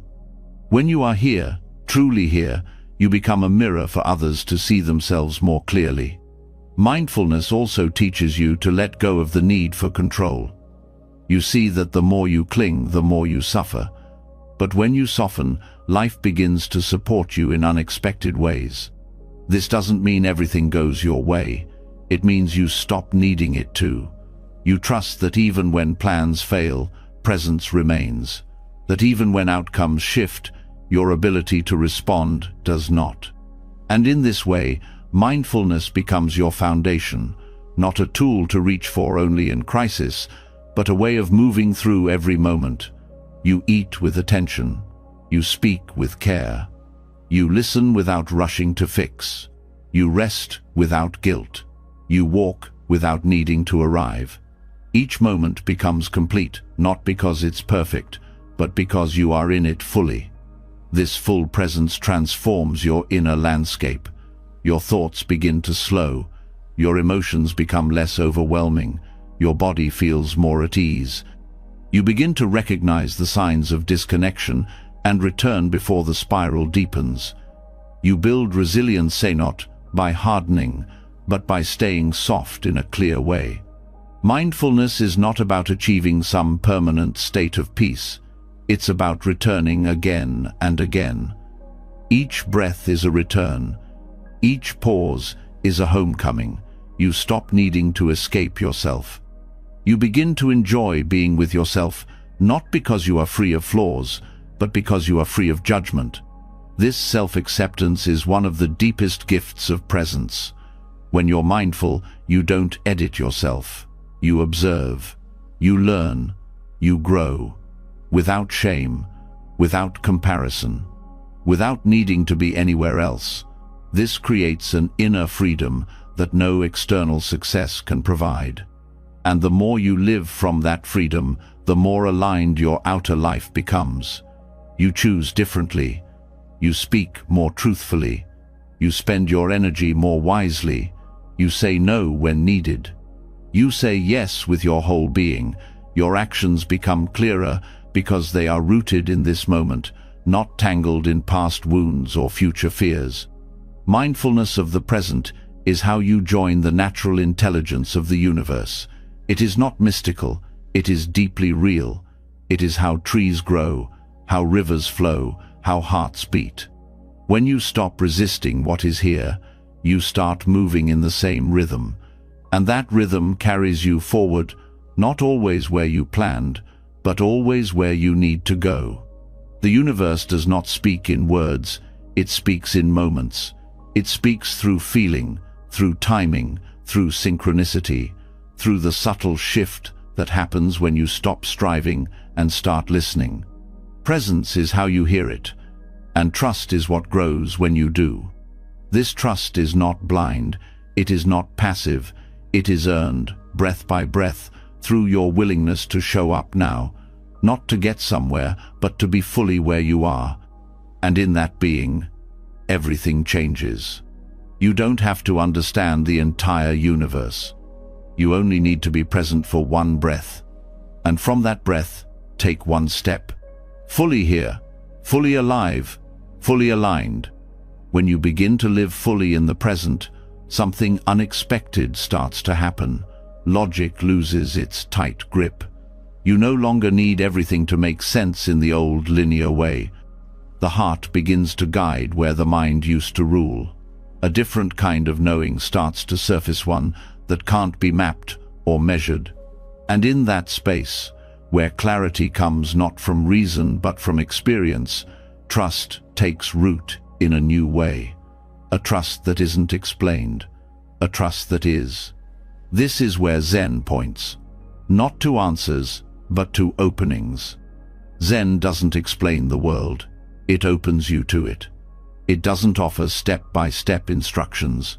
It throws you directly into what is and strips away the need to explain.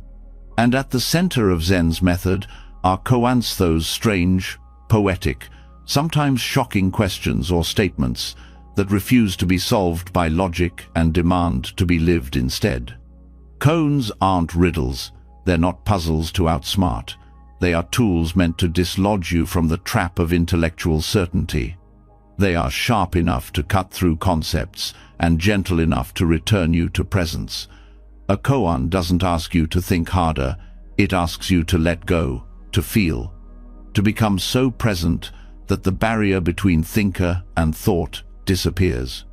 One of the most well-known koans is deceptively simple. What is the sound of one hand clapping? The mind rushes to solve it. It searches for answers, comparisons, ideas. But every attempt to explain it falls flat. That's the point. It's not designed to be understood in the usual way.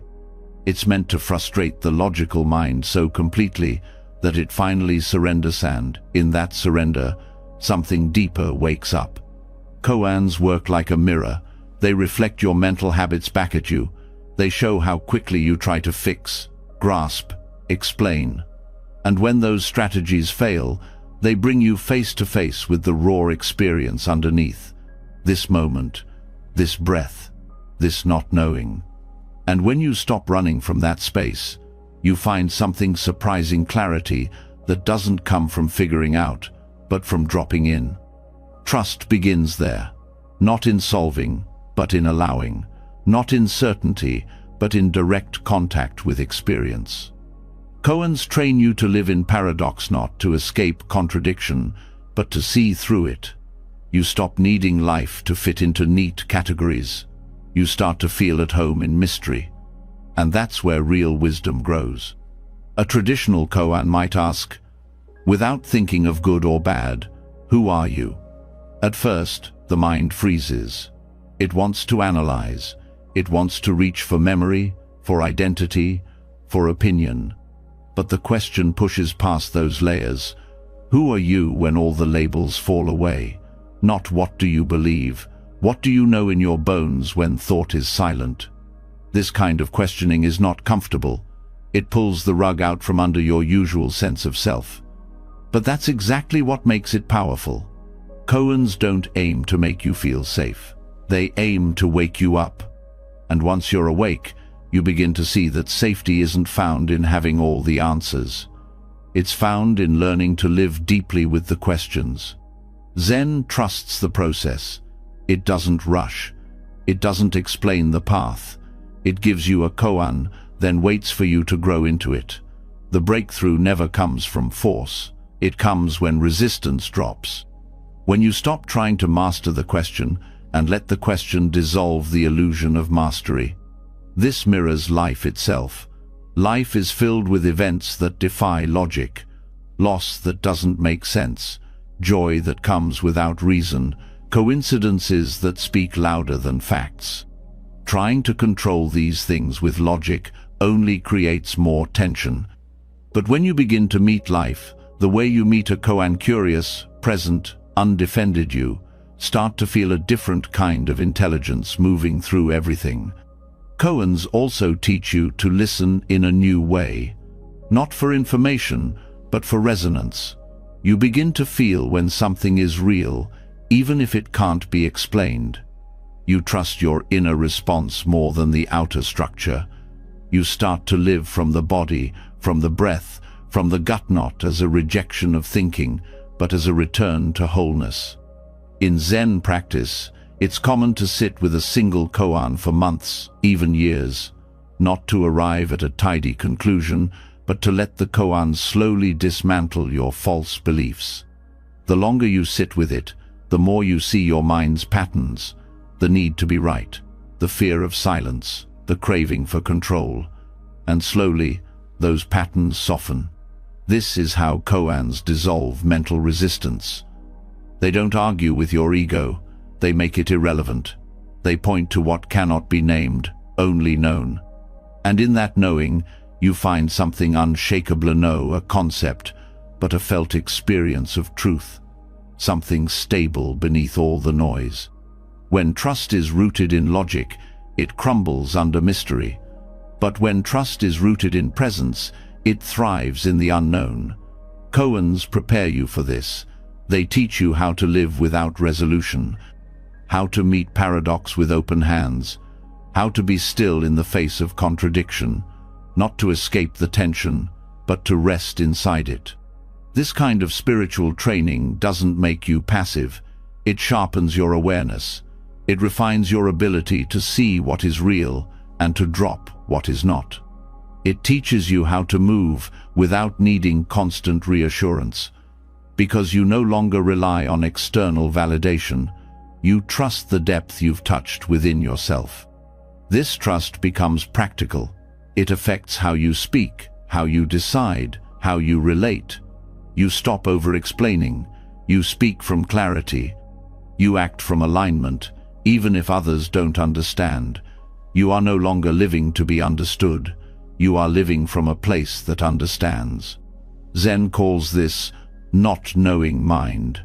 It's not ignorance. It's openness. It's the willingness to admit, I don't know, and to remain steady there. Not knowing mind doesn't mean you give up on truth. It means you stop pretending to own it. You let it reveal itself in its own time, in its own way. And when it does, it's not something you can explain to others. It's something you become. This is why Zen is often quiet. It doesn't need to prove. It doesn't need to convert. It trusts that silence speaks, that presence teaches. That paradox contains its own kind of answer, not one that satisfies the intellect, but one that calms the soul.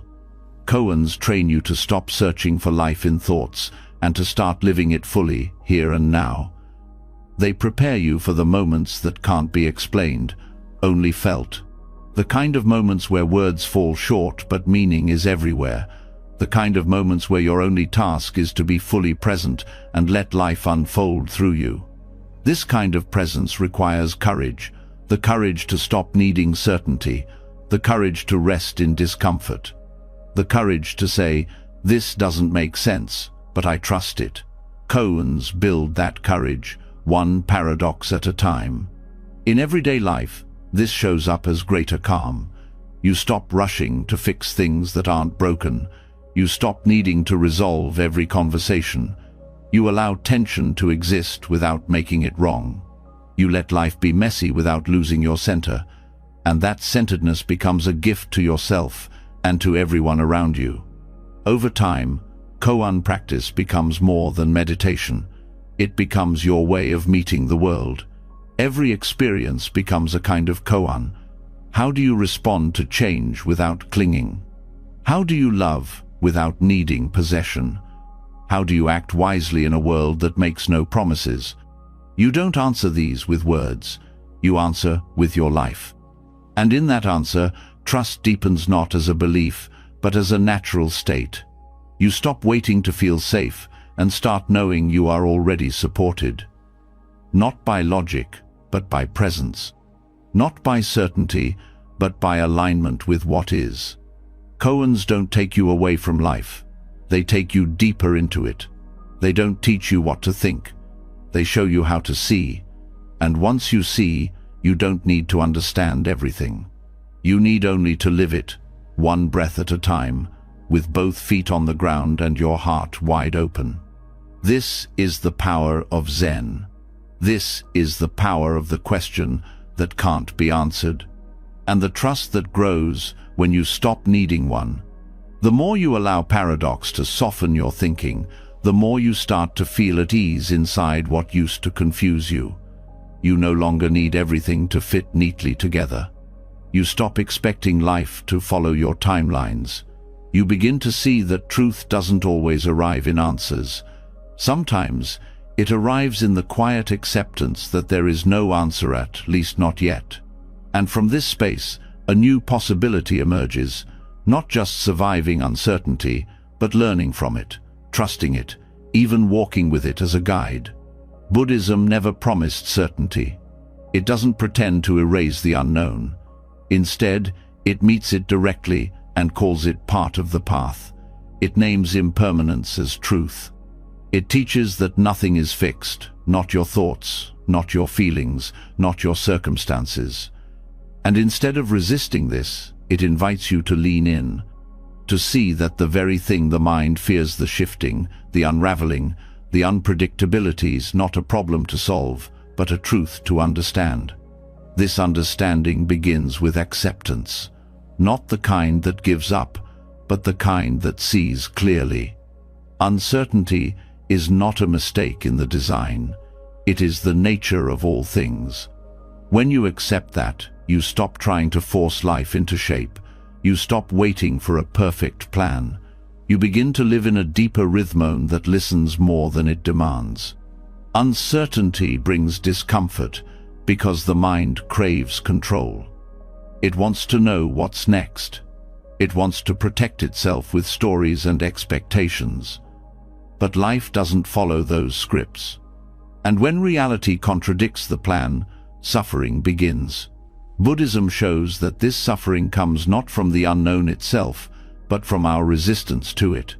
When you loosen that resistance, fear begins to fade.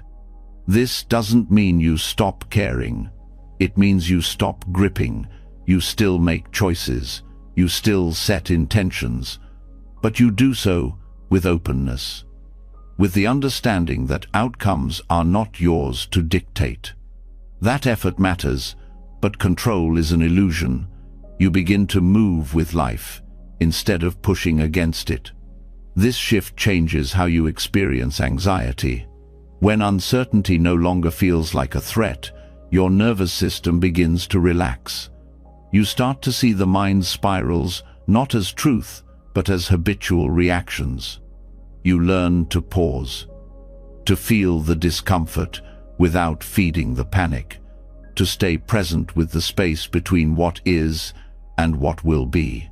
Staying present in uncertainty is a form of deep trust, not in a specific outcome, but in your ability to meet what comes, in your inner capacity to respond, to adjust, to begin again. This is what the Buddha pointed to again and again, not the end of change, but the end of clinging. That's where freedom lives. Not in getting what you want, but in no longer needing to know what's next in order to be at peace. Uncertainty also opens you to creativity. When you stop forcing one path, you see many. When you let go of rigid definitions, you discover new perspectives. What felt like loss becomes space. What felt like failure becomes a pivot. What felt like being stuck becomes a pause filled with potential. The unknown stops being empty. It becomes alive with unseen possibilities. This is why presence is essential. When you're not present, the mind rushes ahead. It builds stories filled with fear, fueled by assumptions. But when you stay in this moment, you see that right now, you are okay. You are breathing. You are supported by the earth beneath you. And the next step doesn't have to be clear before you take it. Buddhism doesn't teach you to avoid change. It teaches you to move with it. Like water flowing around obstacles, you learn to stay fluid, to adapt, to meet each experience with openness, not as a challenge to your stability, but as part of your deepening. Each time you surrender the need to know, you make space for wisdom to emerge. And this wisdom isn't loud. It's not made of big answers. It's made of clarity that arises slowly, breath by breath. You begin to listen more deeply, not just to your thoughts, but to your body, your intuition, your surroundings. You stop waiting for certainty and start building trust from the inside out.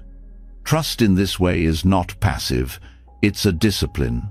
It asks you to keep returning to presence when fear pulls you away. It asks you to keep showing up even when outcomes are uncertain. It asks you to feel your vulnerability without shutting down, and the more you do, the more resilient you become, not because you've eliminated the unknown, but because you've learned how to stand inside it. In this space, vulnerability stops being weakness. It becomes connection. You realize that everyone is walking with uncertainty, even if they hide it. You stop comparing your behind the scenes to someone else's highlight reel. You stop assuming you're the only one who doesn't have it figured out. This softens your judgments. It brings compassion. It reminds you that being human is not about certainty, it's about presence. Buddhism speaks of beginner's mind, a way of approaching each moment with openness, with the humility of not knowing. This attitude transforms your relationship to growth. You stop pretending you're supposed to be ahead. You stop rushing toward clarity. You start listening to what life is actually asking of you, not in the abstract, but right here, right now. This attitude builds stability, not because it controls the future, but because it meets each moment without needing to escape it. You stop fearing change because you've practiced resting in the unknown. You've seen that even when the ground shifts, you don't fall. You find your footing again, again, and again. This is how you develop inner confidence, not in outcomes, but in your own presence. Not in being certain, but in being real. And when you live from that place, others feel it. Your calm becomes a mirror. Your steadiness becomes a reminder. Your openness invites trust. When you stop needing to know, you begin to see. You notice the subtle cues life offers, the soft pull of intuition, the timing of an encounter, the way silence speaks louder than answers.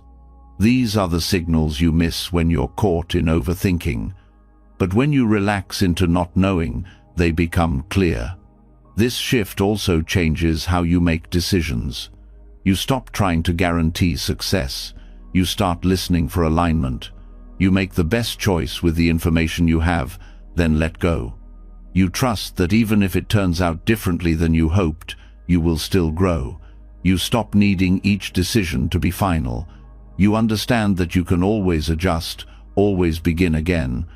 Buddhist practice encourages inquiry, not to find one final truth, but to become more curious about what is. Curiosity replaces fear. Wonder replaces anxiety. You start to ask better questions. What am I learning here? What is this showing me about myself? What needs to be felt, not fixed? These questions don't always have quick answers, but they open the heart. And when the heart is open, you no longer contract in uncertainty. You breathe into it. You trust that you are part of a larger unfolding, even if you can't see the full design. You begin to experience faith not as belief in a story, but as the ability to stay with what is real without running away. Faith in this form is deeply grounded. It doesn't need to be defended. It doesn't close off to new experience. It grows stronger the more you live from it. Each time you meet uncertainty with presence, faith deepens. Each time you hold discomfort without shutting down, faith expands. And over time, this becomes your new foundation.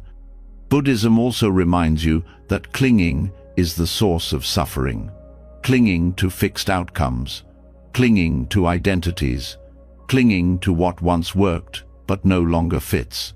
Letting go doesn't mean losing. It means creating space.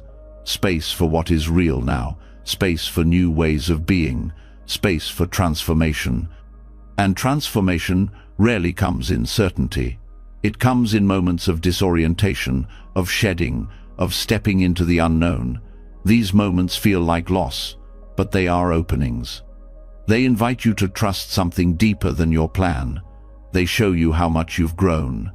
They ask you to keep moving forward, even when the way isn't lit. This is why Buddhist practice is not about escaping life. It's about entering it fully, without filters, without false promises, with your whole self. You stop needing to shield yourself from change. You learn to bow to it, to let it shape you, to let it reveal what can only be seen in the space between certainty and surrender. Uncertainty is no longer the enemy. It becomes the practice, the teacher, the path itself.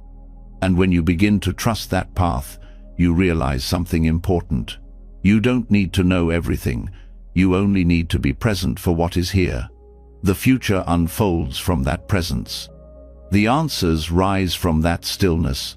The freedom lives in your willingness to stay, with open hands, with a quiet breath, with a heart wide enough to hold the unknown.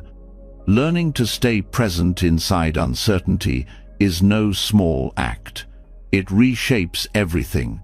You stop demanding that life fit your timeline and start listening to the unfolding itself. You begin to sense that the unknown is not a punishment, but a space of creation. In this new relationship with not knowing, a deeper trust begins to form that reaches beyond moments and into entire lifetimes. Because it's here that the teachings point even further, not just to this moment, but to the whole cycle of being, to something called samsara.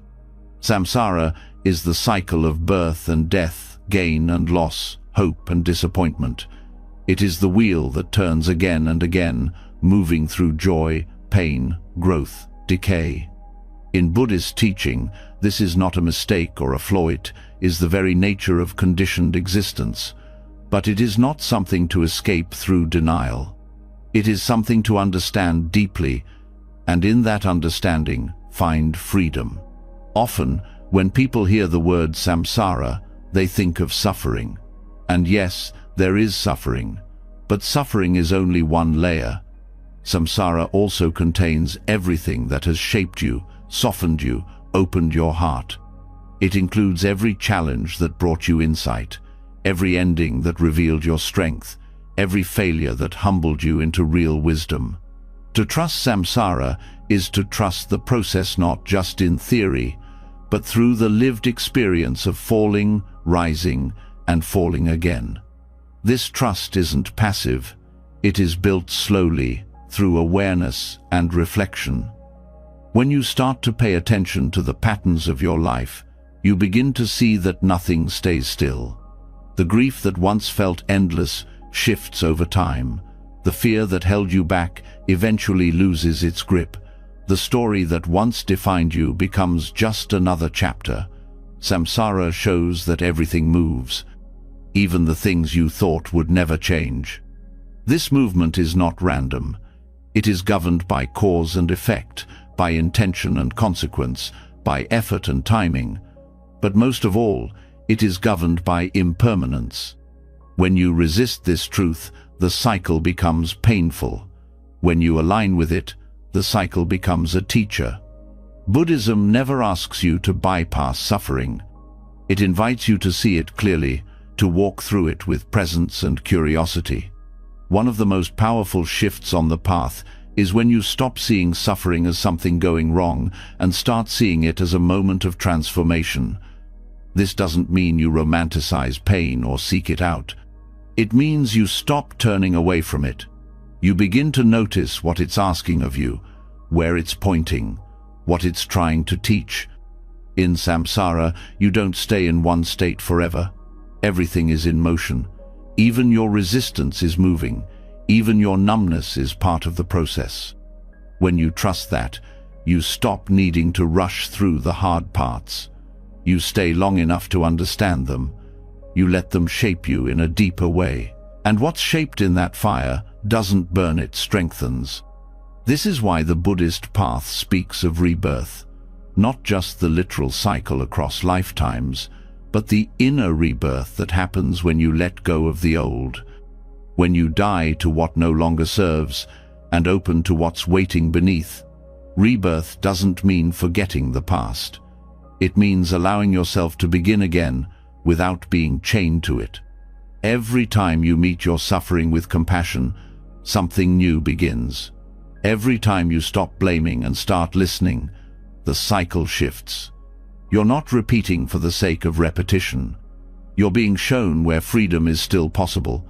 Samsara is not there to trap you. It's there to show you what you have not yet seen clearly. Every loop brings you closer to awareness if you are willing to look with open eyes. The more you walk this path, the more you begin to recognize the difference between pain that teaches and pain that repeats because of unawareness.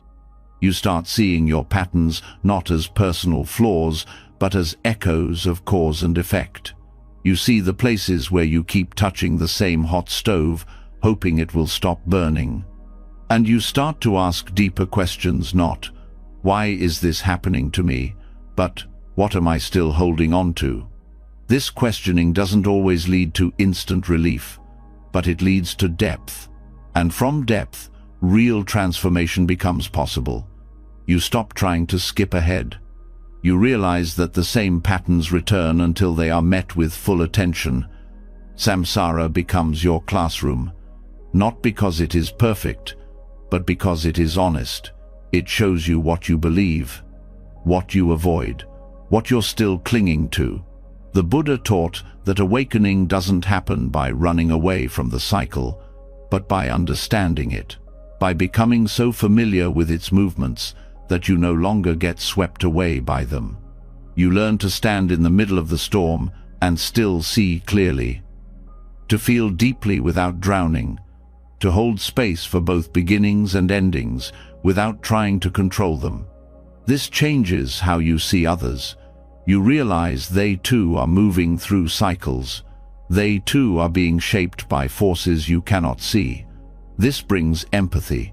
You stop expecting people to be further along than they are. You start holding space for their process, just as you hold space for your own. This doesn't mean you allow harm. It means you stop taking their behavior personally. You understand they are caught in their own wheel. And the wheel is not endless for its own sake. It spins until the lesson is learned, until the view changes, until you no longer need to repeat that specific story. That's how samsara becomes wisdom. Each turn brings a new angle, a new insight, a new layer of clarity. You stop seeing the repetition as failure. You start seeing it as refinement. When you live with this view, you stop demanding that life be free of difficulty. You start using difficulty as a mirror.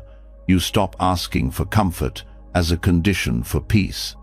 You begin to find peace in your ability to stay open, no matter what the cycle brings. Even when it brings loss, even when it brings change, you trust that the wheel keeps turning and that you will keep growing.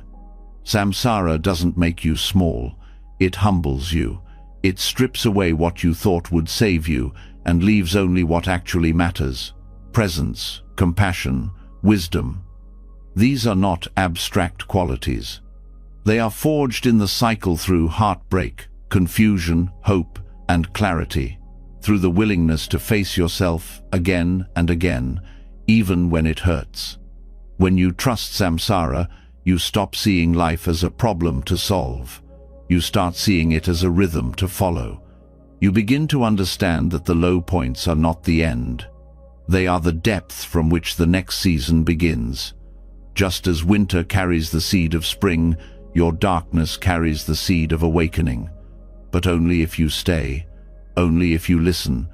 In this way, suffering becomes sacred. Not because it's desired, but because it becomes useful. It becomes part of the path. Not separate from awakening, but woven into it. You begin to see that even in your most painful moments, something was being revealed. Something was being asked of you, to let go, to forgive, to change direction, to open more fully to the truth. Rebirth in this view is not about escaping. It's about returning again and again to your own inner clarity, to the awareness that does not change even as everything else does. The more you return, the less you fear the cycle. You know it is not final. You know it moves. You know you can meet it with steadiness and softness without needing to run. This steadiness becomes your strength. You stop getting thrown off balance by every twist. You see the pattern, and you step more lightly. You make choices that align with your deeper values, not with your old habits. You begin to turn the wheel with intention, not to escape it, but to participate in it wisely. And when you fall again, as everyone does, you don't collapse. You remember that this is part of it too, that every setback is part of the unfolding, that healing isn't linear, that freedom isn't perfection.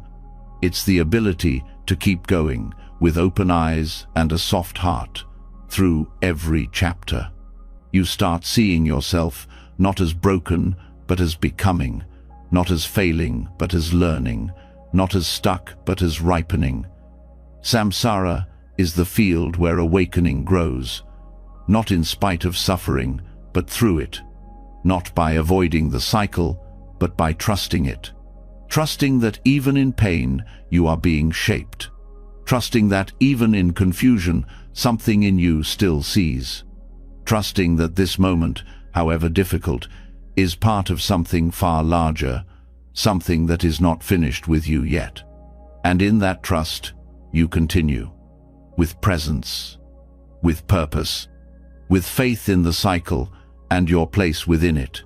As you learn to trust the turning of the cycle, you begin to notice something else, something quieter but just as real. It's not just that life moves through you. It's that your inner world also shapes the way life moves around you. The more clearly you see, the more clearly the world responds. When you soften, so do your experiences. When you resist, resistance shows up in everything. This is not a metaphor, it is a living truth. The universe does not only deliver events, it reflects your state of mind. And how you meet what happens changes what happens next. This reflection is not reward or punishment, it is resonance. In Tibetan Buddhism, this understanding is woven into every teaching. The outer world is not separate from the inner. There is no firm line between what you carry inside and what shows up outside. The world becomes a mirror not of who you wish you were, but of who you are in this moment. Not the roles, not the performance, but the actual energy you move from.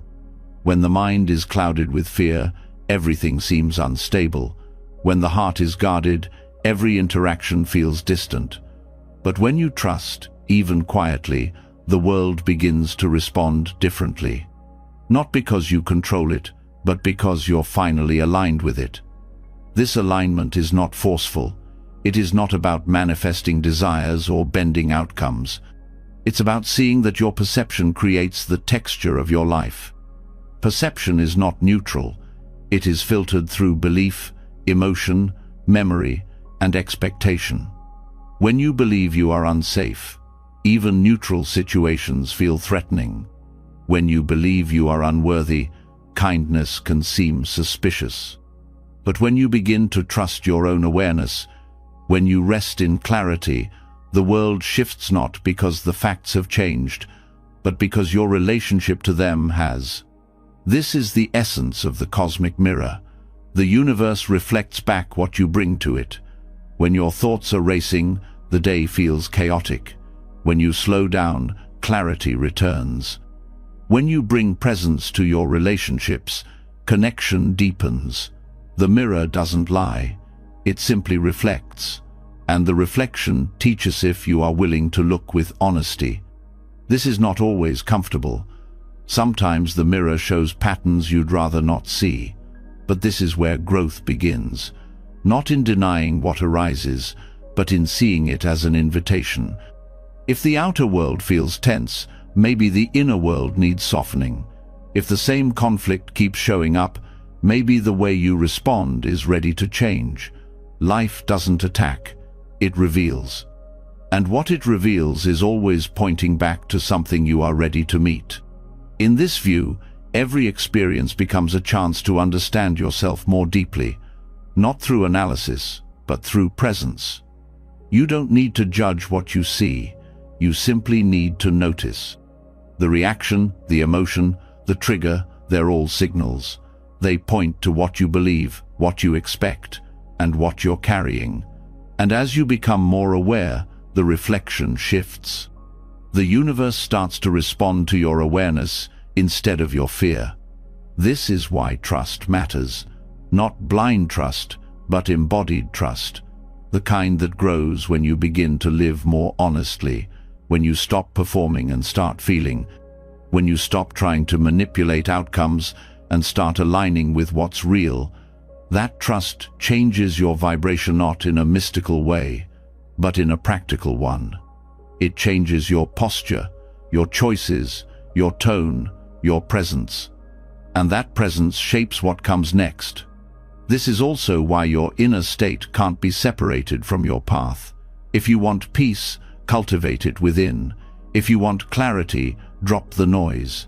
If you want connection, soften your walls. The world doesn't give you what you demand. It meets you where you are. This is not a roulette, a law of resonance. It is how energy works. It is how life speaks. Tibetan teachings describe the mind as a projector. Your inner images, your thoughts, your beliefs, these are the slides. The world becomes the screen. If you don't recognize the projection, you keep reacting to the image as if it's objective truth. But when you recognize the source, you gain freedom. You stop blaming the screen. You adjust the lens. You change the slide. This doesn't mean you control reality. It means you shape how you meet it, and that changes everything. When you meet the moment with fear, you brace. When you meet it with openness, you adapt. When you meet it with love, even difficulty becomes a teacher. This is not about fixing your emotions. It's about being aware of the ones that are leading. It's about choosing your posture before the next step. The mirror also reflects your unconscious. The parts of you that you ignore or suppress still speak through what life brings. If there is unprocessed grief, it will show up in your relationships. If there is hidden anger, it will leak into your decisions. This is not punishment. It is the natural movement of energy seeking balance. The universe is not trying to expose you, it's trying to wake you. When you begin to meet these reflections with curiosity instead of shame, change becomes possible. You stop needing to protect the old story. You start asking deeper questions. What is this situation showing me? What belief is being mirrored? What would shift if I met this moment with more kindness? This awareness doesn't make you passive, it makes you powerful. Because now your choices are based on clarity, not reactivity. You're not just repeating the same loops. You're pausing. You're seeing. You're creating space for something new to emerge. And in that space, the universe reflects something different back. You also stop taking things so personally. When someone projects their pain, you don't absorb it. You see it as their own reflection, their own unfinished story. This doesn't mean you accept harm. It means you hold stronger boundaries with less resentment. You don't need to retaliate. You simply step out of the cycle. You choose a new frequency, and the mirror adjusts. Even your external circumstances begin to feel different. Not because they always improve, but because you are no longer at war with them. A delayed plan becomes time to reflect. A difficult conversation becomes a chance to practice compassion. A disappointment becomes space for realignment. These shifts are not magical, they are rooted in presence. They come from being willing to meet what is without resisting it. And as you live this way, something deeper starts to unfold. You stop searching outside for meaning. You realize that meaning comes from how you meet the moment. You stop needing signs to tell you what to do. You become the sign. Your own clarity becomes your compass. Your own peace becomes your path. This is how trust transforms perception, not through force, but through alignment. You begin to trust that whatever is showing up is connected to something in you, that the next step becomes clear when you stop trying to control the outcome. That the universe, when met with awareness, becomes a partner, not an obstacle. This partnership is built on honesty. You can't hide from the mirror. You can only decide how you meet what it shows. With blame, or with curiosity. With avoidance, or with attention. With fear, or with faith. The choice is always yours, and the reflection responds accordingly. Even in moments of silence, when nothing seems to be happening, the mirror is still active. It's responding to your energy, your openness, your attention. What you hold inside is already shaping what's on its way. That's not pressure, it's power. It means your state of being is the most important place to start. So, you begin there, with your breath, with your posture, with your thoughts. You check in, you notice, you adjust. Not to be perfect, but to be real. Not to manipulate the mirror, but to walk with integrity. Because when you walk that way, the reflection shifts. You don't have to chase validation. You receive resonance. You don't have to force progress. It unfolds naturally from presence. This is how Tibetan Buddhism teaches transformation, not by escaping life, but by meeting it from within. Not by controlling every detail, but by tending to your own clarity. The more you clear the lens, the more clearly life speaks. And when you trust what it shows, you start to grow in a new direction, not toward perfection, but toward wholeness. The cosmic mirror is always here. Every situation, every relationship, every reaction. It's not testing you, it's showing you. And when you're ready to see, even the most difficult reflections become part of your awakening. You stop asking, "Why is this happening to me?" and start asking, "What is this showing me about how I show up?" And when you ask that, you're no longer a victim of reflection. You become a co-creator of what comes next. The more clearly you begin to see how the universe reflects your state of being, the more you understand that life is not asking you to control it. It's asking you to meet it. Not with force, but with alignment. Not with perfection, but with presence. When you push, the mirror pushes back. When you resist, it resists too. But when you move with clarity, effort begins to feel different. It's no longer a struggle to prove or chase or hold on. It becomes something steady, intentional, and free of tension. This is what Buddhist practice calls right effort.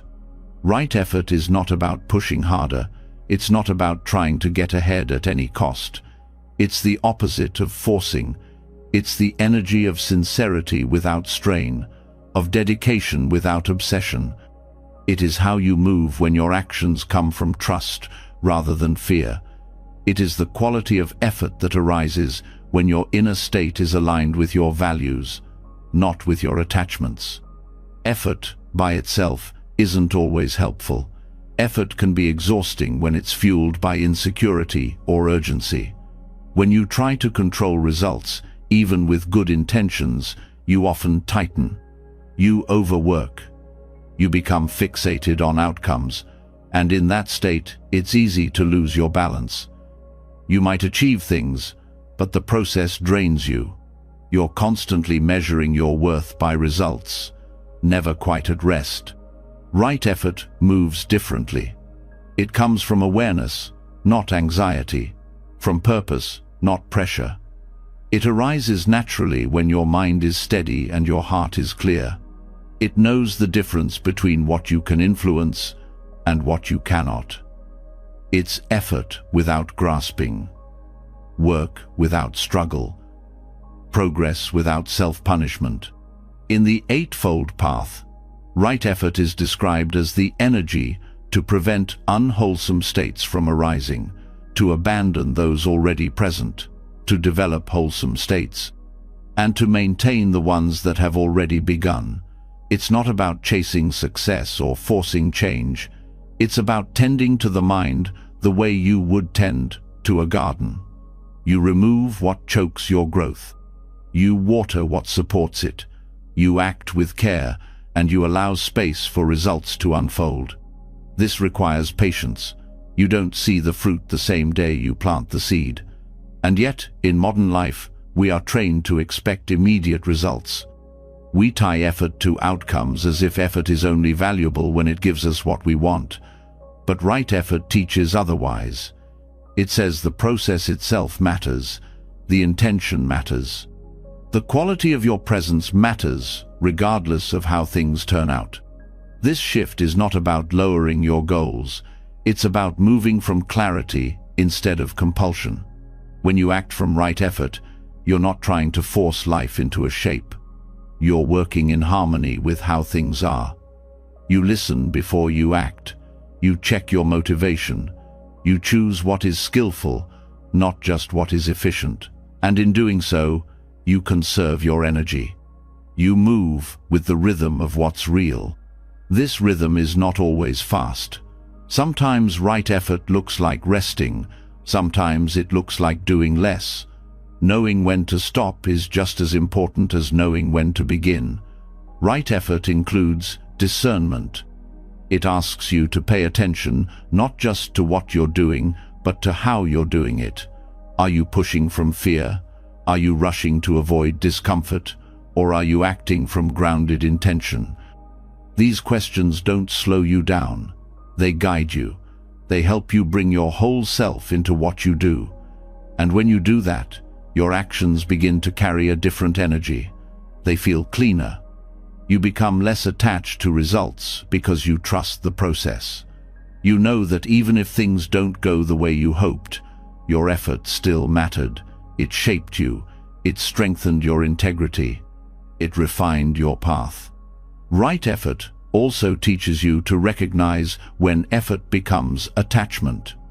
When your actions turn into obsession or resistance, it's a sign to pause, to step back, not to quit, but to realign. Sometimes, the most powerful shift is not doing more eights, letting go of the need for a specific outcome. This isn't giving up.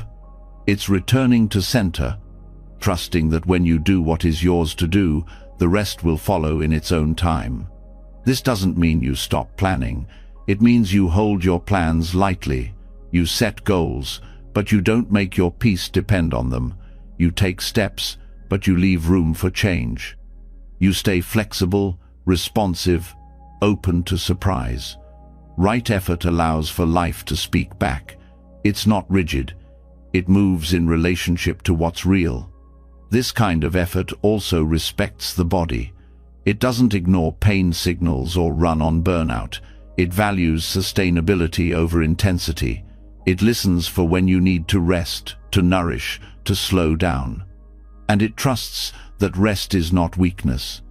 That sometimes the most skillful action is pausing long enough to feel what's true before the next move. This level of self-awareness creates steadiness. You stop swinging between extremes. You're no longer caught in cycles of overexertion, followed by collapse. You begin to live in balance. Your energy becomes more consistent. You're not always chasing. You're not always recovering. You're simply moving in rhythm with what is needed now. Right effort also transforms how you deal with failure. Because when you're not forcing outcomes, failure loses its sting. It becomes feedback, not self-judgment. You learn. You adjust. You try again. There's no drama, no collapse. Just the quiet commitment to stay on the path, to keep showing up, even when the results are unclear. This teaches humility, not the kind that makes you small, but the kind that helps you see clearly. You stop needing to prove yourself. You act because it's the right thing to do, not because it will earn approval. Your actions become an offering, a contribution. You move from service rather than ego, and that shift changes everything. Others begin to feel it too. Your presence becomes more trustworthy. Your words carry more weight. Not because you are louder, but because you are aligned. People sense that you're not trying to get something from them, that you're not reacting, you're rooted. And that rootedness is what gives your effort power. This kind of effort also sharpens your discipline, not through force, but through purpose. You don't need motivation tricks when your energy is aligned. You don't need to hype yourself up when your values are clear. Discipline becomes natural when your actions flow from what matters most to you. And yet, right effort is never rigid. It includes compassion. You allow yourself to be human, to have off days, to make mistakes. You don't turn discipline into punishment. You turn it into care. You hold yourself accountable, but with gentleness. You start again, not because you failed, but because you're still growing. Over time, right effort becomes your default. You stop chasing intensity and start choosing consistency. You stop reacting to every setback and start responding with presence. You stop needing everything to happen quickly and start trusting that steady steps create real change. This is how right effort builds resilience. Not the kind that endures without feeling, but the kind that adapts, that learns, that stays connected. You begin to trust that you don't have to fight your way to peace. You can walk there. You can arrive breath by breath, step by step, by staying true to what is real. Right effort doesn't promise comfort. It promises alignment. It doesn't protect you from difficulty. It helps you meet it with strength. It doesn't remove uncertainty. It teaches you how to move through it with grace. In this way, effort stops being about what you achieve. It becomes about who you become. Not in the eyes of others, but in the quiet of your own heart. You know you showed up fully. You know you moved with care. You know you stayed connected to what matters. And that is enough. That is the path. One step, one breath, one honest effort at a time. As right effort softens your need to control outcomes, you begin to feel the deeper ground underneath all striving, the truth that everything you build, everything you experience, everything you become is touched by change. You can act with clarity and walk with care, but none of it is permanent. Even the most meaningful progress will one day pass. This realization isn't cause for despair, it's an opening, a call to deepen your trust, not just in life's unfolding, but in its fading. And nowhere is this invitation clearer than in the 5 remembrances. The 5 remembrances are simple phrases spoken in Buddhist tradition, not to frighten, but to awaken. They are reflections on impermanence, illness, aging, death, and the truth that all we love will eventually change. At first glance, they seem heavy, but their purpose is not to weigh the heart down. Their purpose is to open it. Because when you remember what is inevitable, you stop pretending you have endless time. You stop living in avoidance. You begin to meet your life with more honesty. The first remembrance: I am of the nature to grow old. There is no way to escape growing old. This is not just about physical age. It's about understanding that everything, body, identity, memory, will shift. Aging is not failure, it is movement. It is a reminder that nothing in form will stay the same. And this can either cause fear or clarity. When you accept aging, you begin to live in better rhythm with reality. You stop clinging to youth. You stop measuring worth by what fades. You start honoring the wisdom that comes with change. You start showing up now, instead of waiting for later. The second remembrance: I am of the nature to become ill. There is no way to escape illness. This is not a sentence of doom. It's a reminder that vulnerability is not a flaw in the system, it's a part of it. Your body will have limits. It will ache. It will sometimes break down. And rather than resenting this, you can begin to care for it differently. Illness brings awareness to what has been ignored. It slows you down when you've been moving too fast. It teaches compassion not just for yourself, but for others who walk through pain. When you accept that health is not guaranteed, you begin to value it more. You start to make choices from care rather than denial. The third remembrance: I am of the nature to die. There is no way to escape death. This is the truth that most people spend their lives avoiding. But Buddhism does not turn away from it. It faces it gently, directly, with full awareness. Death is not a threat, it is part of the rhythm of all things. And when you stop fearing it, you begin to live more honestly. You speak what matters. You listen more closely. You let go of the little battles that don't need to be fought. Death reminds you that time is precious, not to be rushed through, but to be lived with attention. Every breath becomes more meaningful when you remember you will not breathe forever. The fourth remembrance. All that is dear to me and everyone I love are of the nature to change. There is no way to escape being separated from them. This truth is tender. It touches the softest places in the heart. It brings up grief and fear, but also love. Because when you truly understand impermanence, your love deepens. You stop taking people for granted. You start saying what needs to be said. You hold others not with ownership, but with gratitude.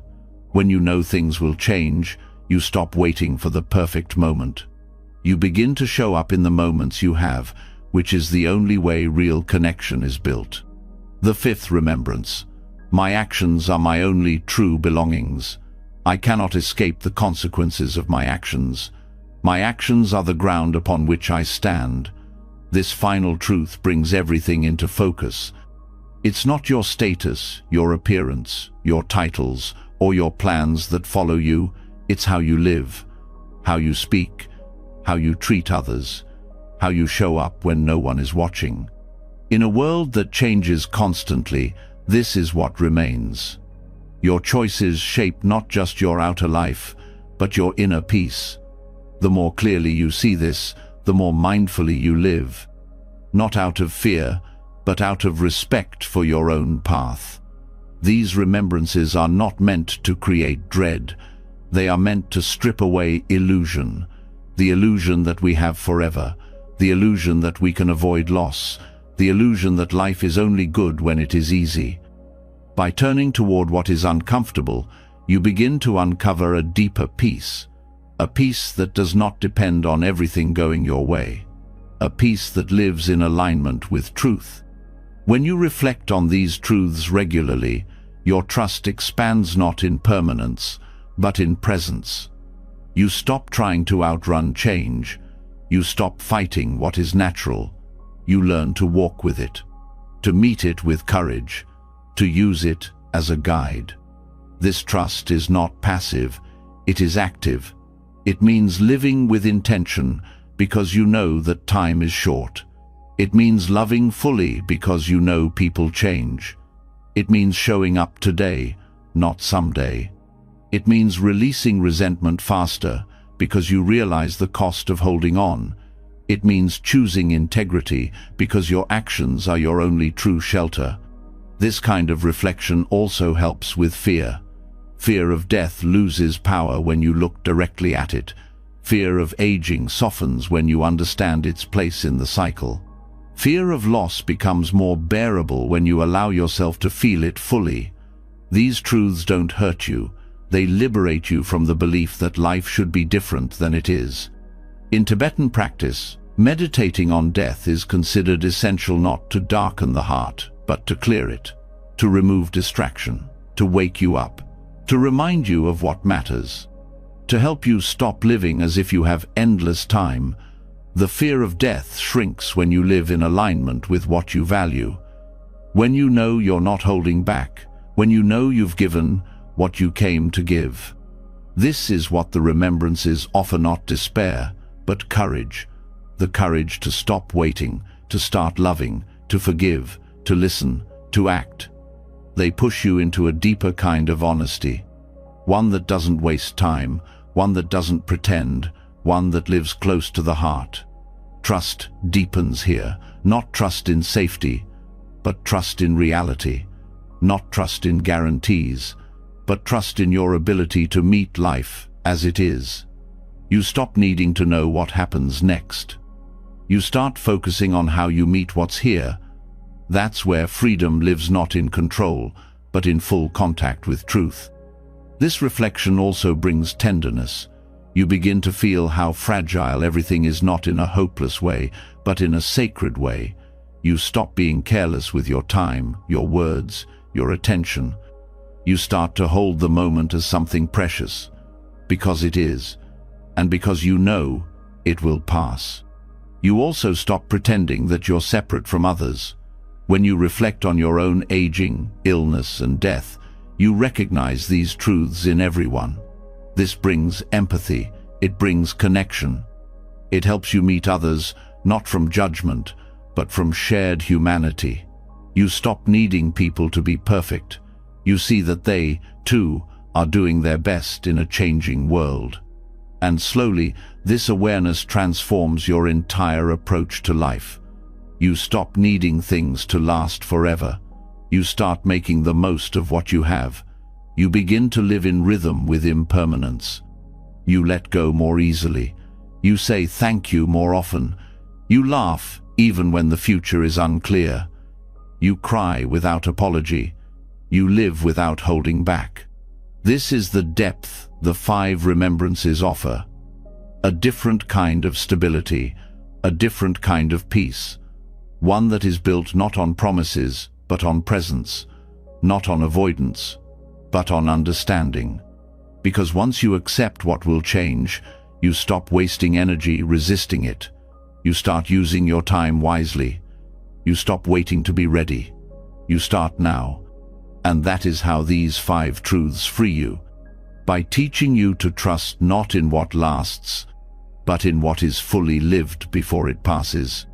When you open to the truth of impermanence and let the 5 remembrances settle into your awareness, something begins to shift.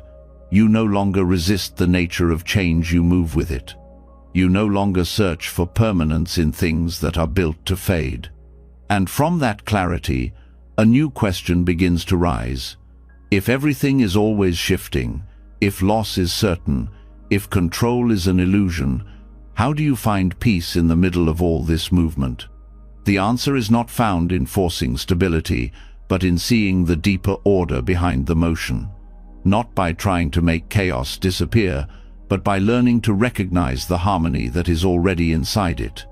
This is where the mandala principle begins to speak. In Tibetan Buddhism, the mandala is not simply a piece of sacred art. It is a living map of reality. It shows the pattern hidden within complexity, the balance holding the center even when the outer world spins.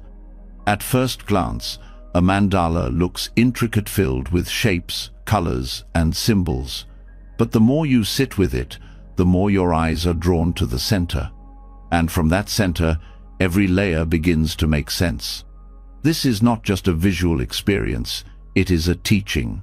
The mandala reveals that even within confusion, there is form.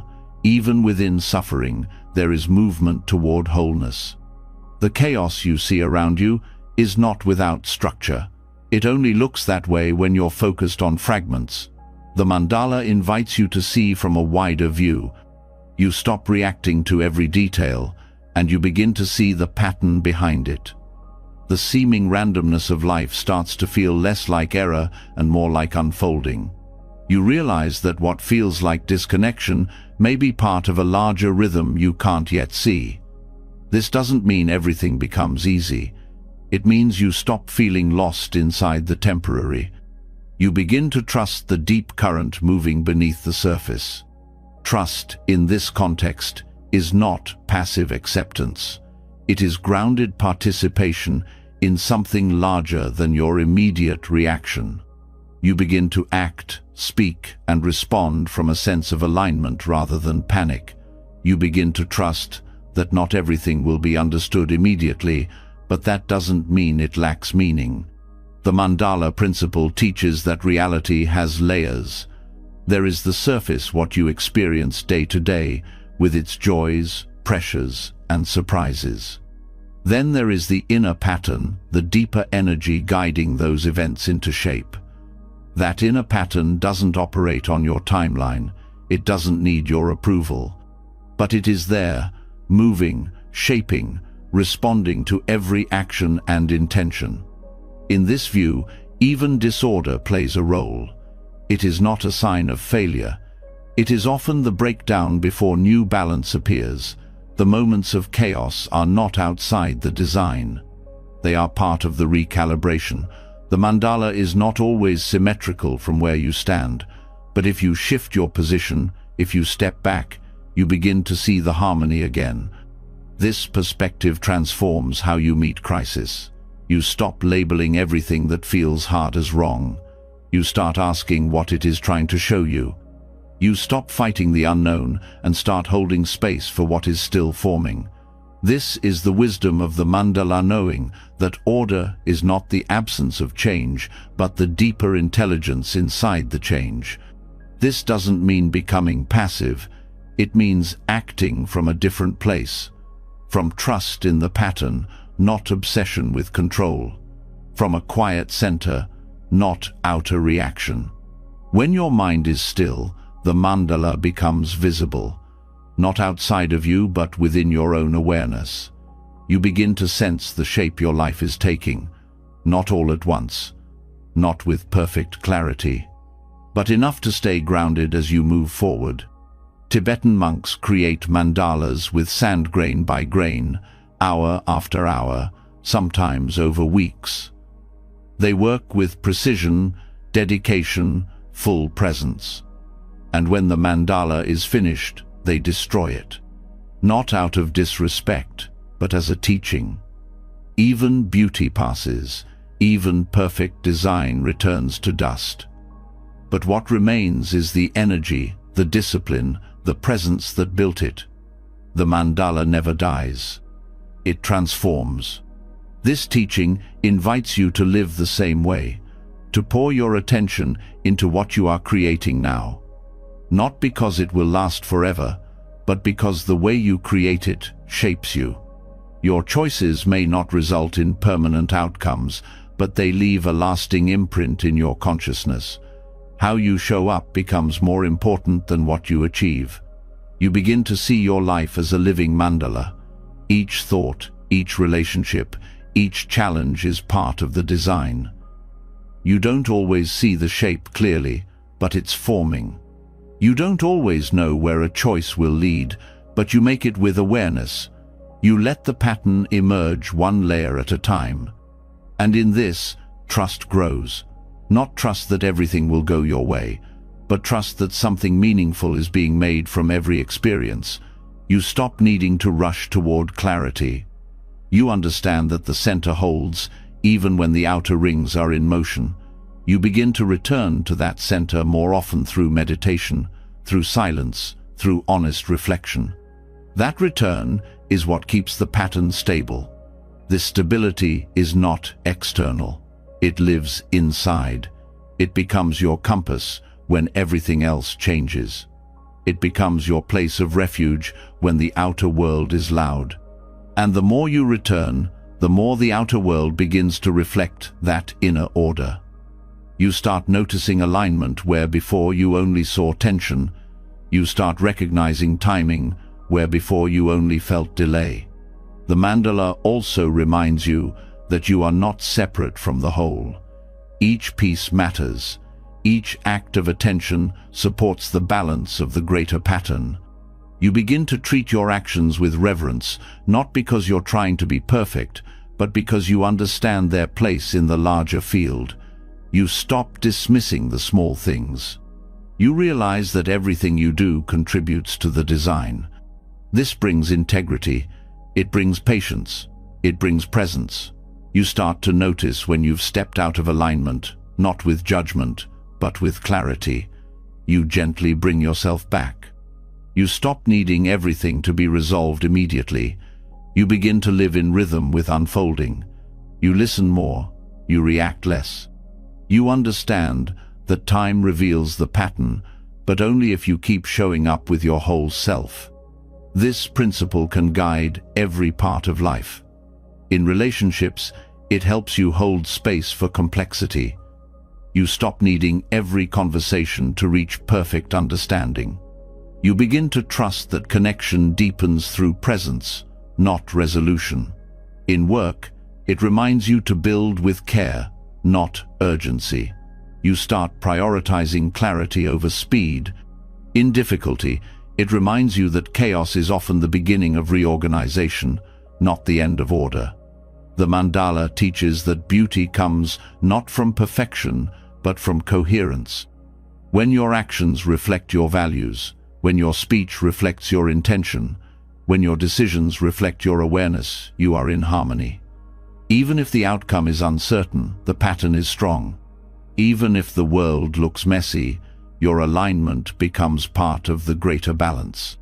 This view doesn't make you passive, it helps you participate more skillfully. You stop reacting from fear, you start acting from insight. You take responsibility not just for what you do, but for how you do it. And that how begins to ripple outward. Others feel it. The world responds to it. The pattern becomes visible again. And even when things fall apart, you no longer panic. You remember the monks and the sand. You remember that form fades, but essence remains. You trust that the cycle will begin again, that the center will still be there, that your presence will guide you to the next right step. The mandala principle doesn't erase difficulty, it holds it in context. It gives it a place inside the whole. It reminds you that the universe is not chaos dressed up as meaning. It is meaning expressed through change. It is order that includes disorder. It is beauty that includes shadow. It is truth that includes uncertainty. And when you trust that, you walk differently. You breathe more deeply. You speak more clearly. You move not from panic, but from wisdom. Because now you know, even in the middle of disorder, something steady holds. And your task is not to escape the chaos, but to stand in it with open eyes, and help reveal the pattern waiting to be seen. Once you begin to recognize the patterns hidden within disorder, once you learn to see chaos not as error but as part of a greater rhythm, something deep within you begins to settle. The need to force, to fix, to rush dissolves. You no longer chase control, you listen, you align. And within that alignment, a different kind of energy begins to move on that has nothing to do with status or performance, and everything to do with the heart's intention. It is not calculated, it is not transactional. It is the simplest and most powerful force of connection. It is compassion. In Buddhist teachings, compassion is not a feeling you wait to have, it is a way of being that you choose to embody. It is considered the natural expression of wisdom. When you understand the impermanence of all things, when you see clearly the interconnectedness of all life, compassion is the response that arises, not as obligation, but as truth. It becomes your way of participating in the web of existence with integrity. Tibetan Buddhism often speaks of compassion as a kind of cosmic currency, not in a literal sense, but in a deeply spiritual one. The energy you release into the world returns to you not always through material outcomes, but through alignment, through clarity, through an inner knowing that you are living in harmony with the current of life. The more compassion you give, the more trust you feel, not because things always go your way, but because you know you are in right relationship with the whole. Compassion restores trust where logic fails. It bridges what division breaks. It allows you to stay open even when the mind wants to protect. In moments of doubt, compassion is what carries you forward, not because it solves the problem, but because it keeps your heart intact while you move through it. You begin to see that trust is not built from certainty, is built from care. Care for your own experience, and care for the experiences of others. When you act with compassion, your energy changes. Your decisions become less reactive, your words soften, you listen more deeply, and this shift ripples into every space you enter. Compassion does not weaken your boundaries, it strengthens them. It allows you to say no without harshness. It lets you speak truth without harm. It transforms action into something more than effort. It becomes an offering. Compassion is not pity, It does not look down. It sees the other as an extension of itself. It recognizes suffering without trying to fix it out of discomfort. It holds space with presence, not pressure. It honors pain without needing to own it. And it creates conditions where healing can begin slowly, quietly, in the soil of non-judgment. This kind of compassion starts with yourself. Without it, everything else becomes performance. If you cannot meet your own pain with tenderness, your care for others will carry tension. When you begin to treat your struggles as part of the shared human experience, not as flaws to hide, your presence becomes more honest. You stop needing to prove your strength. You start showing up as you are, and in doing so, you give others permission to do the same. Self-compassion is not indulgence. It is discipline in its purest form. The discipline to stay when it hurts, to soften when you want to run, to forgive when the inner voice turns sharp. It is the foundation of all other forms of care. And when it is cultivated, you become trustworthy to yourself. That trust is unshakable because it is not based on outcome, it is based on the way you meet each moment. As compassion deepens, generosity naturally follows. You begin to give not out of pressure, but out of abundance. Not because you have extra, but because you recognize that everything you hold is already shared. Your time, your attention, your care, they are not diminished when offered. They expand. They grow stronger in the giving. This generosity isn't measured in grand gestures. It lives in the small moments, pausing to listen, offering kindness without being asked, holding back judgment, giving the benefit of the doubt. These acts create space where trust can grow, not just between people, but within the fabric of existence itself. Because what you give out reflects what you trust. If you believe the world is hostile, you guard yourself. If you believe it is indifferent, you withdraw. But when you begin to trust that life responds to presence, to sincerity, to compassion, your way of being changes. You move through the world not to defend, but to connect. Not to prove, but to contribute. In this view, every action becomes sacred. The way you speak, the way you listen, the way you walk through a room, all of it holds the energy you bring to it. Compassion makes that energy clean. It removes distortion, it opens the channel, and through that openness, clarity enters.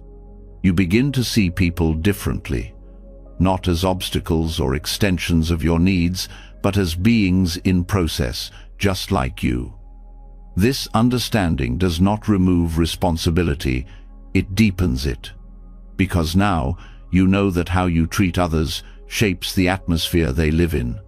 You begin to take responsibility for your impact, not just your intention. This awareness creates a kind of spiritual maturity. You stop blaming. You stop expecting others to carry your pain. You own your path. And yet, you remain open. You offer presence even when nothing can be fixed. You learn the art of holding space without needing to fill it. Compassion teaches you to trust silence, to trust the quiet support of simply being there. You no longer rush to say the right thing. You listen with your whole being. You let others feel seen. This listening becomes healing, not because you have answers, but because you are no longer afraid to meet someone where they are. And in doing so, you start to recognize that compassion is not one-sided. It moves both ways. The more you give, the more you feel held, not always by others, but by the path itself. By the knowing that you are not here to perfect anything, you are here to serve with an open heart. In Tibetan teachings, compassion is often visualized as light radiating from the heart center, reaching outward in all directions. This light does not demand recognition. It does not need to be seen. It simply shines.